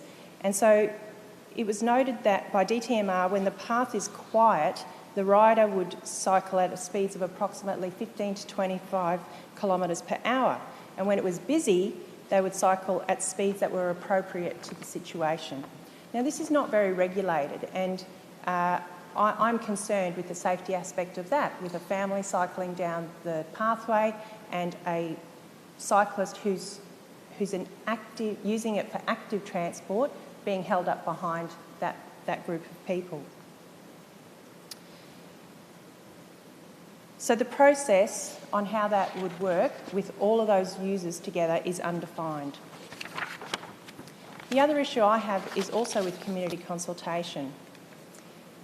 When initial consultation is boiled down to a single option for comment, it then becomes a process often where it's an inform and defend scenario, where the comments can only be an amendment to what is being presented, not an alternative. And this is where I have an issue with your amended motion, Jason.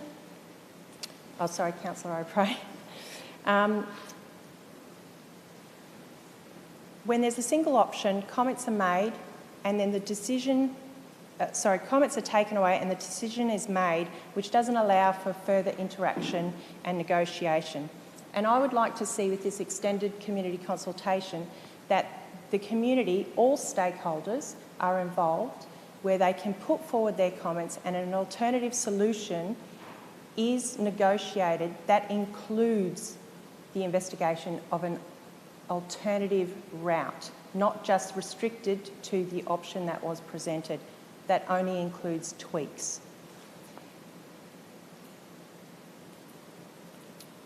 In terms of negative impacts, when I had a look at the proposal, there was an attempt to make the solution, as you mentioned, to pedestrians crossing the street by having certain access ways across to the other side of the road towards the beach. Now, a lot of these access ways came across and almost directly into the bike path. There's no opportunity for a pedestrian to get out of vehicular traffic and then immediately cross the bikeway. They have to navigate that. So I think there are definitely options within that to address that pedestrian safety. Your time is up, Councillor. Do you want an extension? Yes, please. Someone happy to move an extension, please? Councillor Babarowski. Councillor Johnston seconded. Those in favour? Thank you. That's carried. I only have a few more points, Mr Mayor. The other issue that I see with this is the rerouting of the exit south of the Alexandra Headland Surf Club. If there is a safety issue on the beach, any emergency vehicles will have to navigate out of that surf club facility and head south through a car park, which could negatively impact the timeliness of getting that person to a hospital or to further treatment. So that's another negative impact that I see with the proposed cycleway. Funding from the state government is something that we've been talking about for the past few weeks as being something that we're working very hard to achieving and that we receive very little of on the Sunshine Coast. So I would hate to see that funding be distributed somewhere else. But it shouldn't be the overriding factor when making a decision on what could be a subpar proposal. So I commend Councillor Natoli for bringing this motion to Council and that he's requested extended community consultation and wants to assure the community that through this process, real change is able to be achieved, that is not tied to just the one option.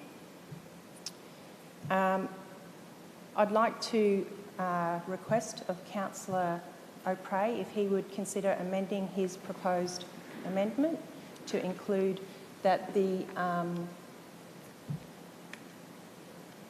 possible solutions include a complete alternative route. Thank you.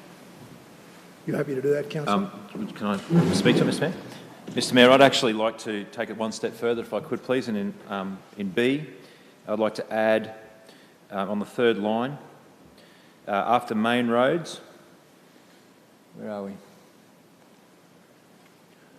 On all possible solutions that seek to balance community safety and the needs of interested parties. And to Councillor Suarez's point, and I'd like to also draw your attention to the second line of A, particularly that I did highlight the word design. The design will all encompass all options. So I don't know if we really need to change there, Mr Mayor, but I believe that should cover it. The design and route. Correct. Should cover all options. Can I just get some clarity on that, maybe through the CEO? Would that cover all options, Mr CEO, if those words design and route are accurate? I think we understand the intent, and obviously from this we'll be writing to the government in relation to that, and I take your point, so I will make sure that's clear. Yeah, so Mr Mayor, I'll take Councillor Suarez's advice on that, and I will add the word all, and I'll keep the design and route from item 1. Thank you, Mr Mayor. You're comfortable with that, Councillor Dixon? No, Landsberg. My apologies, Councillor Landsberg, sorry. Sorry, yes. There you go. That's it. Okay, Councillor Natoli. Thank you, Mr Mayor. I want to actually speak against the amendment. I raised the whole issues about the community. In fact, that the reference group and TMR didn't recognise that there was a bigger party to this whole solution, to the whole consultation process. Beach Matters now represents this group, and you're taking them out of point 4, where we recognise them as a key stakeholder. So you're saying here, Councillor, that we want to engage all key stakeholders, and yet we leave it to chance that they actually recognise that Beach Matters exist. It's included. They didn't recognise them before that, and the fact that we've left them out of this whole process, they're the ones that asked me to bring this to Council to deal with this. It doesn't express in this amendment that the current proposal, as far as they're concerned, is dead in the water. They won't accept the aspects of having their community disrupted and changed to the effect that the current proposal has. They don't want car parks on the other side of the road. They don't want barriers dividing their community. They don't want conflict points in a whole range of areas. They want a solution that will enable them to have what they have and what the cyclists can use and what the pedestrians can use. That's what they want. And this does not indicate an alternative solution. This does not say that at the end of the process of public consultation, we don't have a situation where they basically say, we've consulted with the community, taken it all on board, but we're just going to continue down the path of the preferred option that we had. If that's what we end up because of this, I'm not prepared to be a part of it. I'm prepared to put my stake in the ground now and support the community and say, the option that's on the cards at the moment is dead in the water. Finished. We need to find another solution, and we need to find an alternative. And we need to include Beach Matters as a key stakeholder that can be there, along with the cyclists and everybody else that the community reference group have been involved with, TMR. But if it's not included in the amendments, then I'm not going to support it. Thank you, Councillor Natoli. Go to Councillor Babarowski. Thank you, Mr Mayor. I understand. Councillors, what I see as at the heart of both motions is how do we achieve the best possible design to achieve the outcomes that we all need and we all acknowledge are very important to this region in improving our active transport participation rates.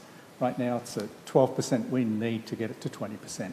And that'll only happen if we have the right infrastructure, and it needs to be the right design. as I hear it, the essence of your motion, Councillor Natoli, is that the community are not satisfied that this is the best design.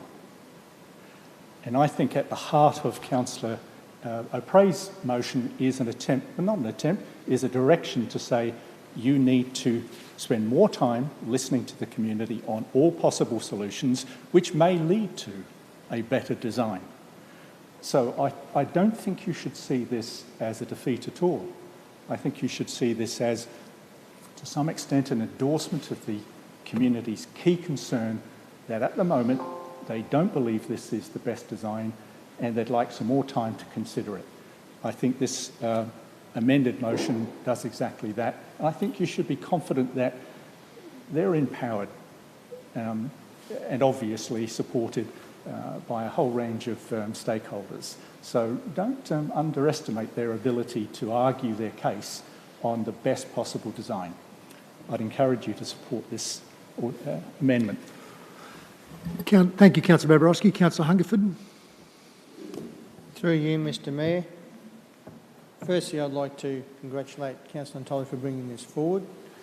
What you articulated there in your points relates directly to feedback I've had from members of the community that have contacted. We've all been contacted, and some of those have phoned me to talk to me, and they're very reasonable people. And they articulated a lot of those points. So congratulations for bringing that forward, because you're representing the community.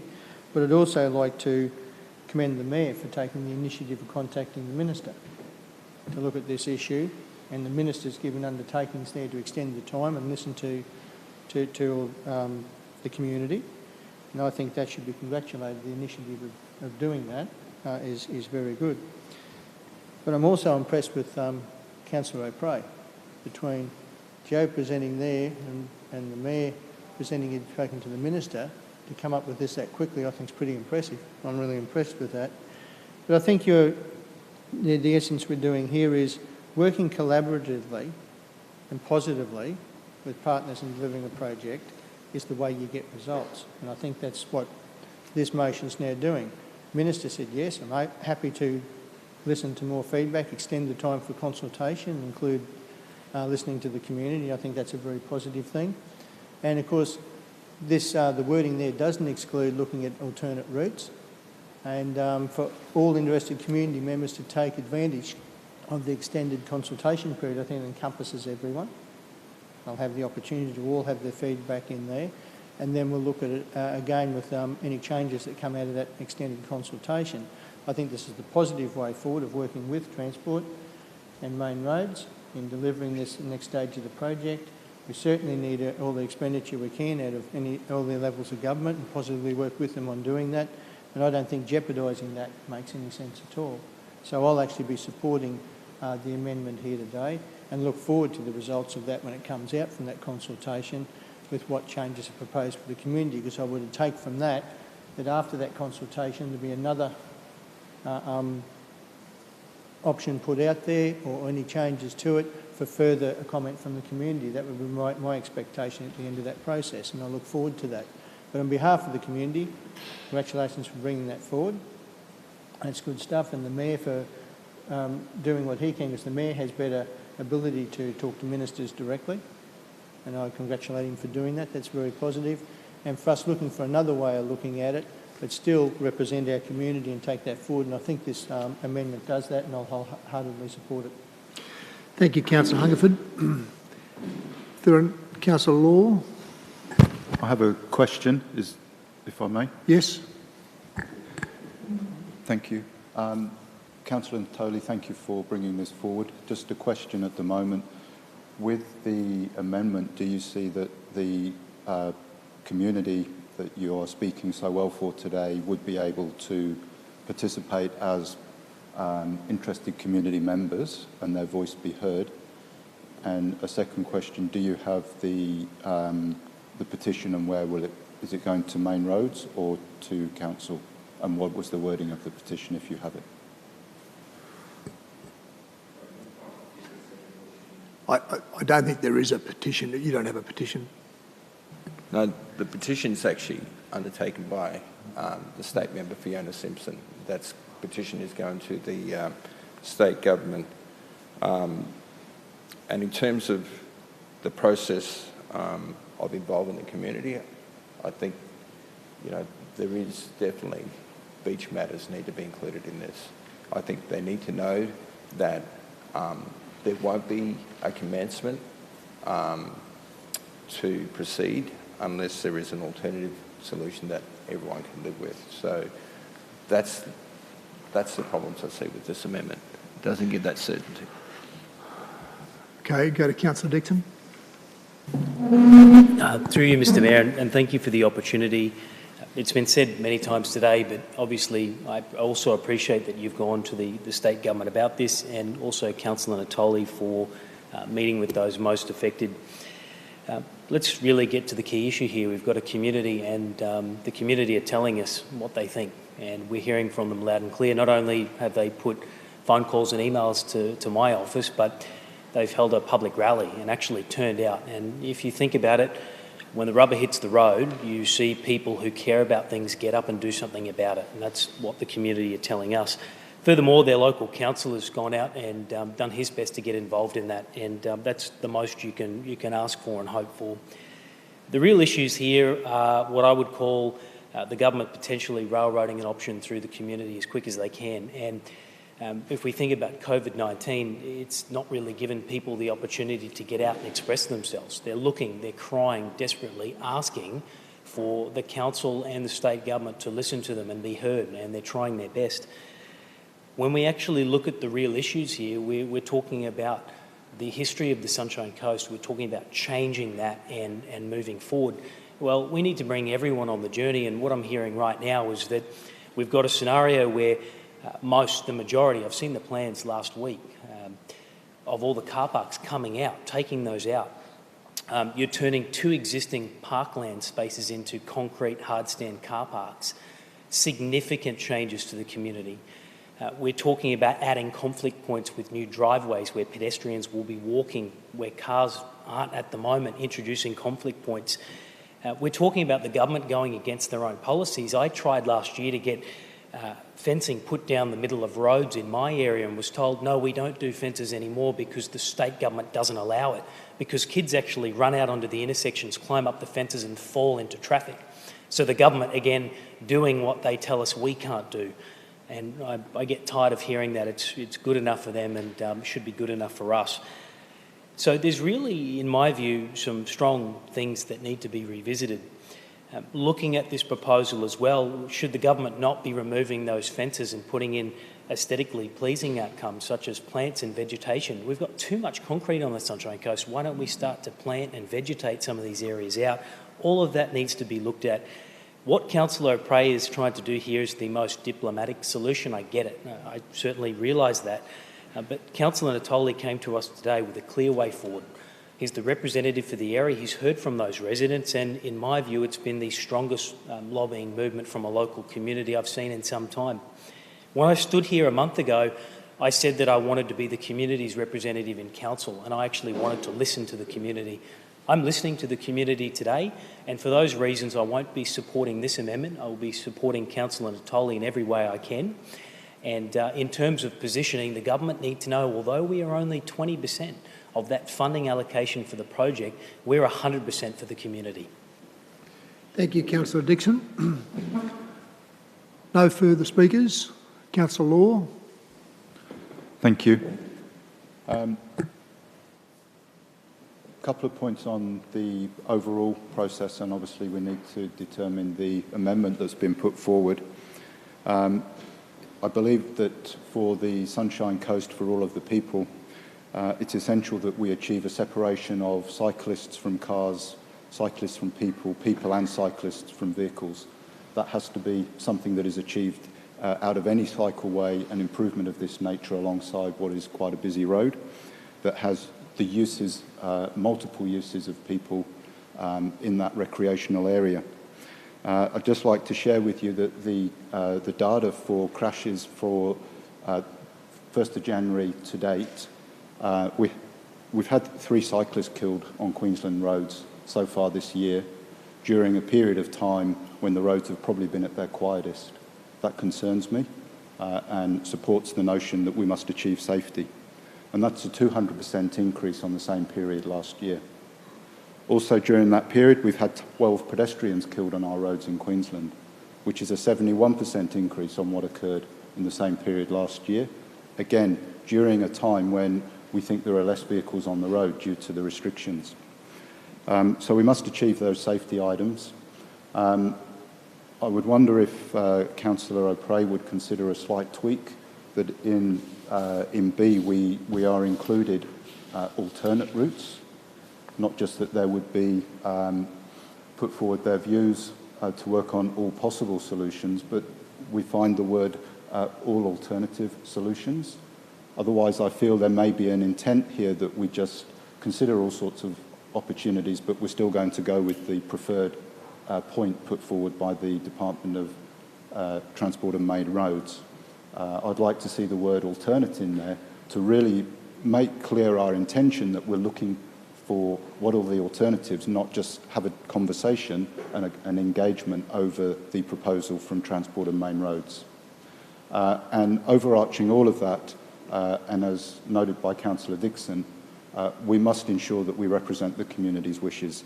That is extremely important for me, and I think for all councillors.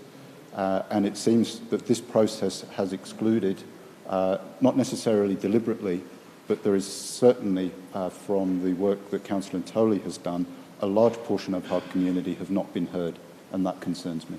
Thank you. Thank you, Councillor Law. Councillor O'Prey, do you have...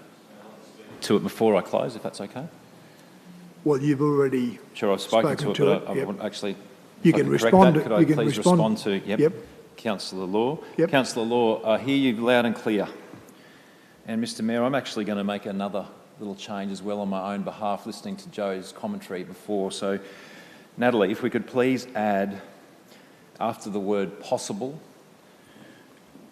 and alternative solutions. That should cover you off well and truly, Councillor Law. And I'd also like to add, Natalie, on the second line, all interested community members, comma, including the Beach Matters Group.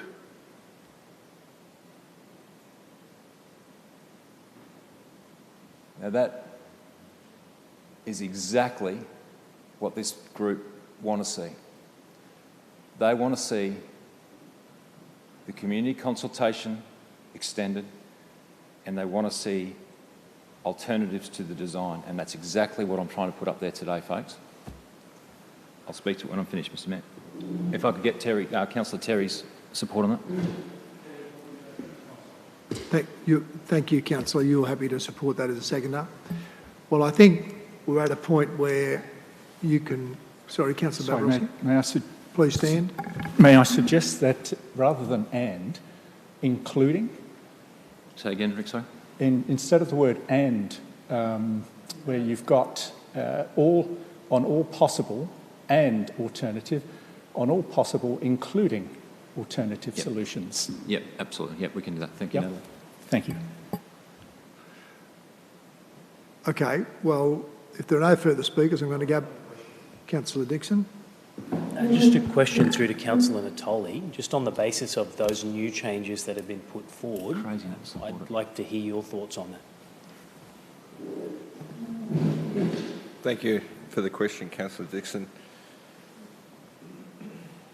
This amendment is moving towards what the community wants, but it still doesn't indicate our strong support that the community must endorse the final solution. Not TMR, not council, not the community reference group, but the community must endorse the final solution.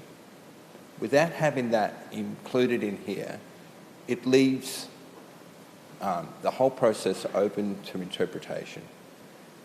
Ultimately, what we want is a solution that everyone can live with and win. And I still don't see that in this amendment, where there is an absolute guarantee that an alternative solution. We talk about it, but we need to indicate that the current proposal is dead in the water. Absolutely. That's a position the community have asked me to take, and that's a position I am prepared to support. And so until this amendment... I think you've answered the question, Councillor, and you're at risk of speaking to it again. Are there any other speakers? You got a question, Councillor? Oh, question? You can't speak Okay, twice. sorry, that's okay. I'm finished. So. Councillor Johnston. I just have one question.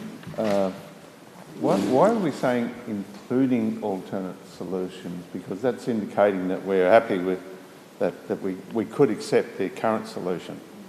Whereas if we took including out, it would say all possible alternative solutions. A word of grammar. It's pardon?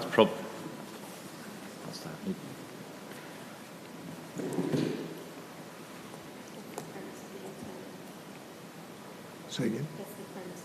Yeah, Mr. Mayor, there is a grammar issue there, and it needs to be corrected. I'm looking for advice on the way that we word this now, starting with to put forward their views to work with the Department of Transport and Main Roads on all possible, including alternatives. So it's not right. There needs another word there.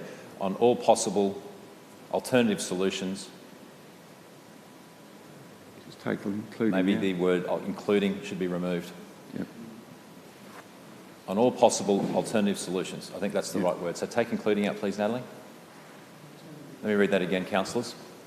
To take advantage of the extended community consultation period to 31 July 2020 to put forward their views to work with the Department of Transport and Main Roads on all possible alternative solutions. That couldn't be more clear. All possible alternative solutions. Happy with that one. Thank you, Councillor O'Prey. I think we're at a point where you can close, Councillor. Councillors, thank you very much. Close on the amendment. Yeah, we're voting on the closing amendment. on the amendment, of course. Thank you, Mr. Mayor. Just closing on the amendment. We still need to vote if it does become a motion, Mr. Mayor. Thank you for that. I guess I addressed this to Councillor Natoli. Joe, I must tell you that the Beach Matters group is a group that's very dear to my heart, and I need to say that a lot of them are my mates. I grew up on that strip of beach. I still surf that strip of beach. I park my car on those 91 car parks that are looking to be removed. I personally do not support the removal of 91 car parks on the Alexandra Headlands Alexandra Parade beachfront car parks. Don't support it. I want to see them there. You're right. It is a bit of it's a lot of nostalgia there. There's a lot of history there. And there's a lot of locals that have used it their entire life, and it's now a generational car park. I totally agree with you 100%. To ask the question if this is to be a do or die situation at this point in time is a little bit preeminent, a little bit too early, and a little bit hard, if that's the right word. We need to make sure the community are on board, and that's all community groups, including the Beach Matters groups. We've got to still discuss this with cycling groups and mothers groups and anyone else that wants to get involved. And that's part of the wording that I've made very, very clearly on there, that all groups, including the Beach Matters groups, need to be consulted on this.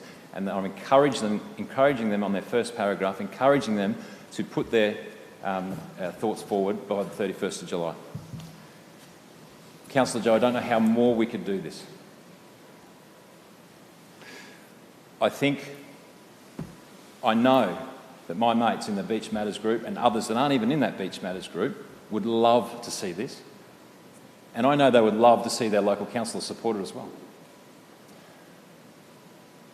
Mr. Mayor, I don't know if I can make it any clearer. This is about community consultation. The mantra of local government, consult, consult, consult, consult, consult. Councillors, I think you're crazy if you don't support this, because that's that in spades. Absolutely in spades. In fact, if I could write up there, consult, consult, consult, I would. Mr. Mayor, this is exactly what the locals want to see. It's exactly what the community want to see, and I absolutely hope and support that this council will get behind it and get out there and encourage the local community to have their say and get their thoughts to the State Department of Transport. Thank you, Mr. Mayor. Thank you, Councillor O'Prey. We'll put the amendment to the vote. All those in favour? Councillor Law, O'Prey, Hungerford, Jamieson, Johnston, Cox, Landsberg and Babarowski. Those opposed? Councillor Suarez, Dixon and Natoli. The motion is carried and the amendment now becomes the motion. Sorry, the amendment is carried, the amendment now becomes the motion.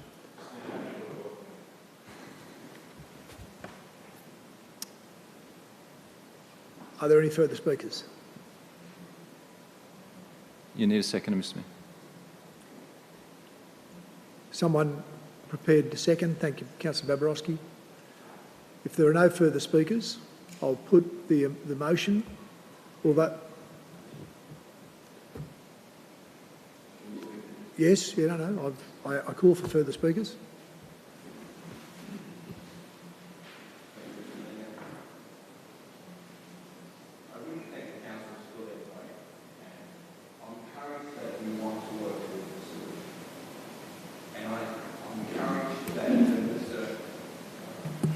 I'm encouraged that the Minister is willing to work with the Council and the community to find and give them the time, and that hopefully we can find an alternative.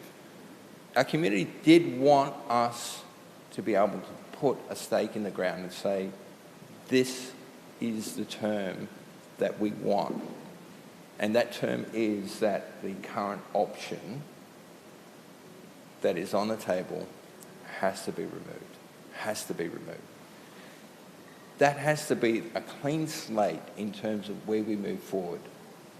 And unfortunately, I didn't feel that the amendment actually indicated that. It had all the components that the community wants, and I agree with you, Councillor Prey, it has that.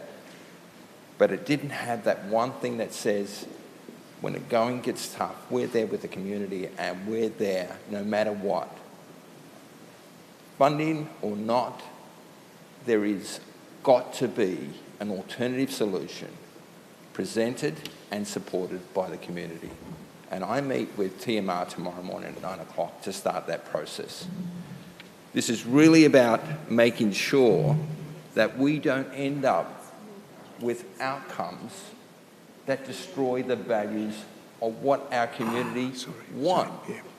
Because the amount of growth and change that our community is experiencing is challenging the very reason why they made the decision to move here in the first place. And everything that we do impacts on their lifestyle, on their choices. And ultimately, when they speak, there is a point in time where we have to accept that we've got to take a hardline position. And that hardline position may not be as palatable to other levels of government or bureaucrats that don't really understand how community works. That's our role. We were elected to represent our community and understand. And what we don't want is to see the massive changes, because it doesn't just impact the beachgoers, it impacts on the residents, it changes traffic flows, conflict points. There's a whole range of things that are wrong about the current proposal. And at this point, even talking to our officers last Friday, I'm not even aware of that they can actually tell me what the functionality of this bike and cycleway is. Because we have to take this cycleway from River Esplanade to Murray Street. And it's going to go on the Esplanade at Mooloolaba. And there's not going to be any high-speed cycling going through there, I can tell you that now. Placemaker, the people working on that have said it is a slow-speed environment through there. Massive conflict points in terms of people that use that area. And then when you get to the Alex Surf Club, again, another massive conflict point. So this cycleway is not for the commuters to get from Mountain Creek to Maroochydore, because it won't suit their needs. Even our officers have said that the commuter riders are still going to stay on the road. You're going to get from A to B quickly. You're not going to go through areas where you virtually have to come to a slowdown point that impedes that travel time for them to get to work. So, councillors, I hope that this motion will get the desired result that the community want.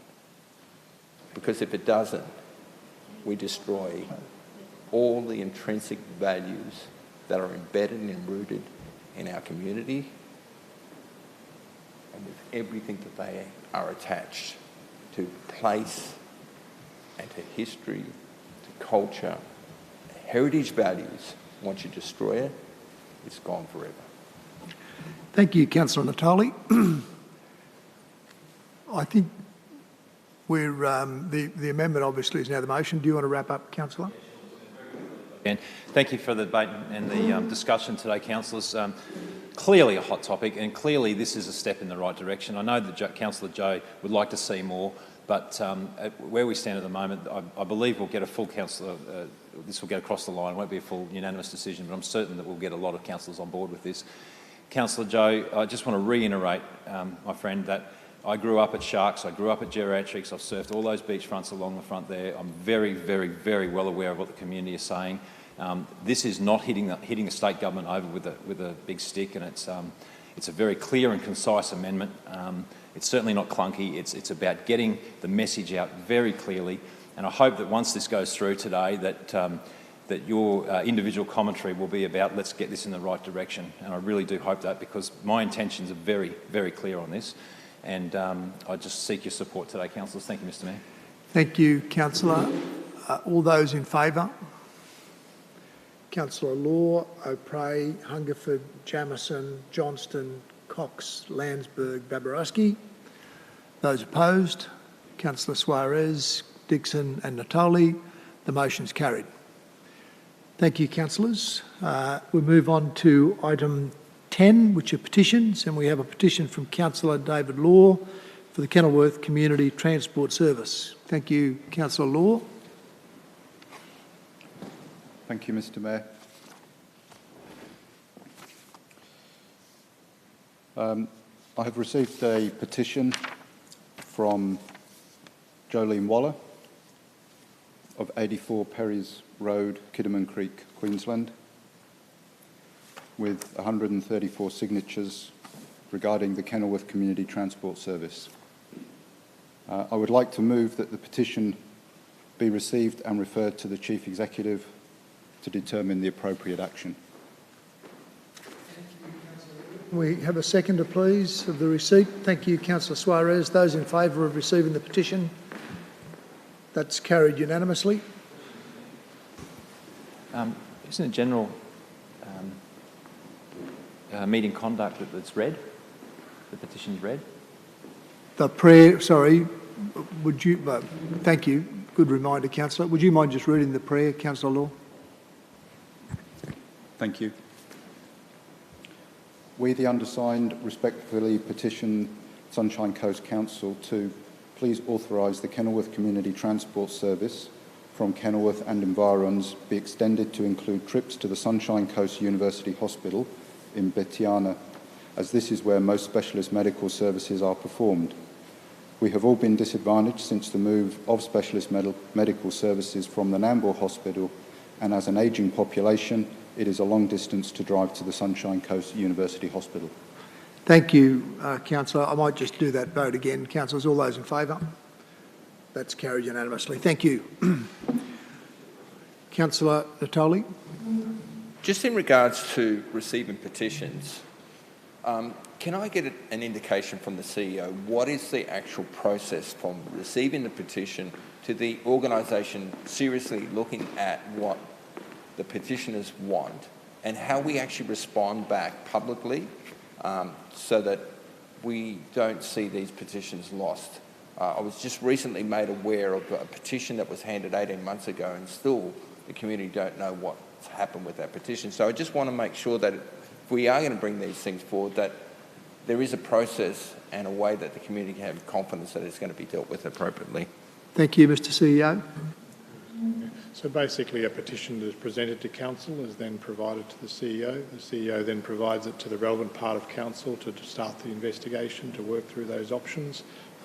Obviously they respond back to the lead petitioner in relation to that process, and then basically there are options going forward. Either we progress to do that through the budget or other processes, or we bring it back through a formal report to Council. So there's a process in play in relation to petitions. Sometimes a petition is related to a development application and it's passed to the development assessment team to consider as part of that development application. Thank you, Mr Acting CEO.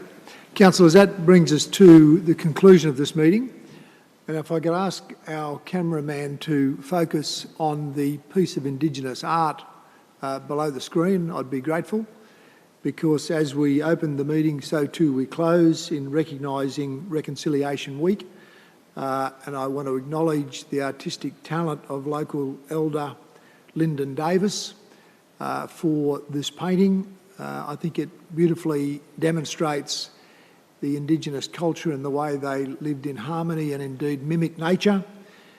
Importantly, so they could sustain themselves by understanding the various seasons and what foods became available at that time. So we extend our support again to our Indigenous community and encourage all of our community to engage more with our Indigenous community, so together we become a stronger community. And with those few words, I thank you and close our meeting. Thank you.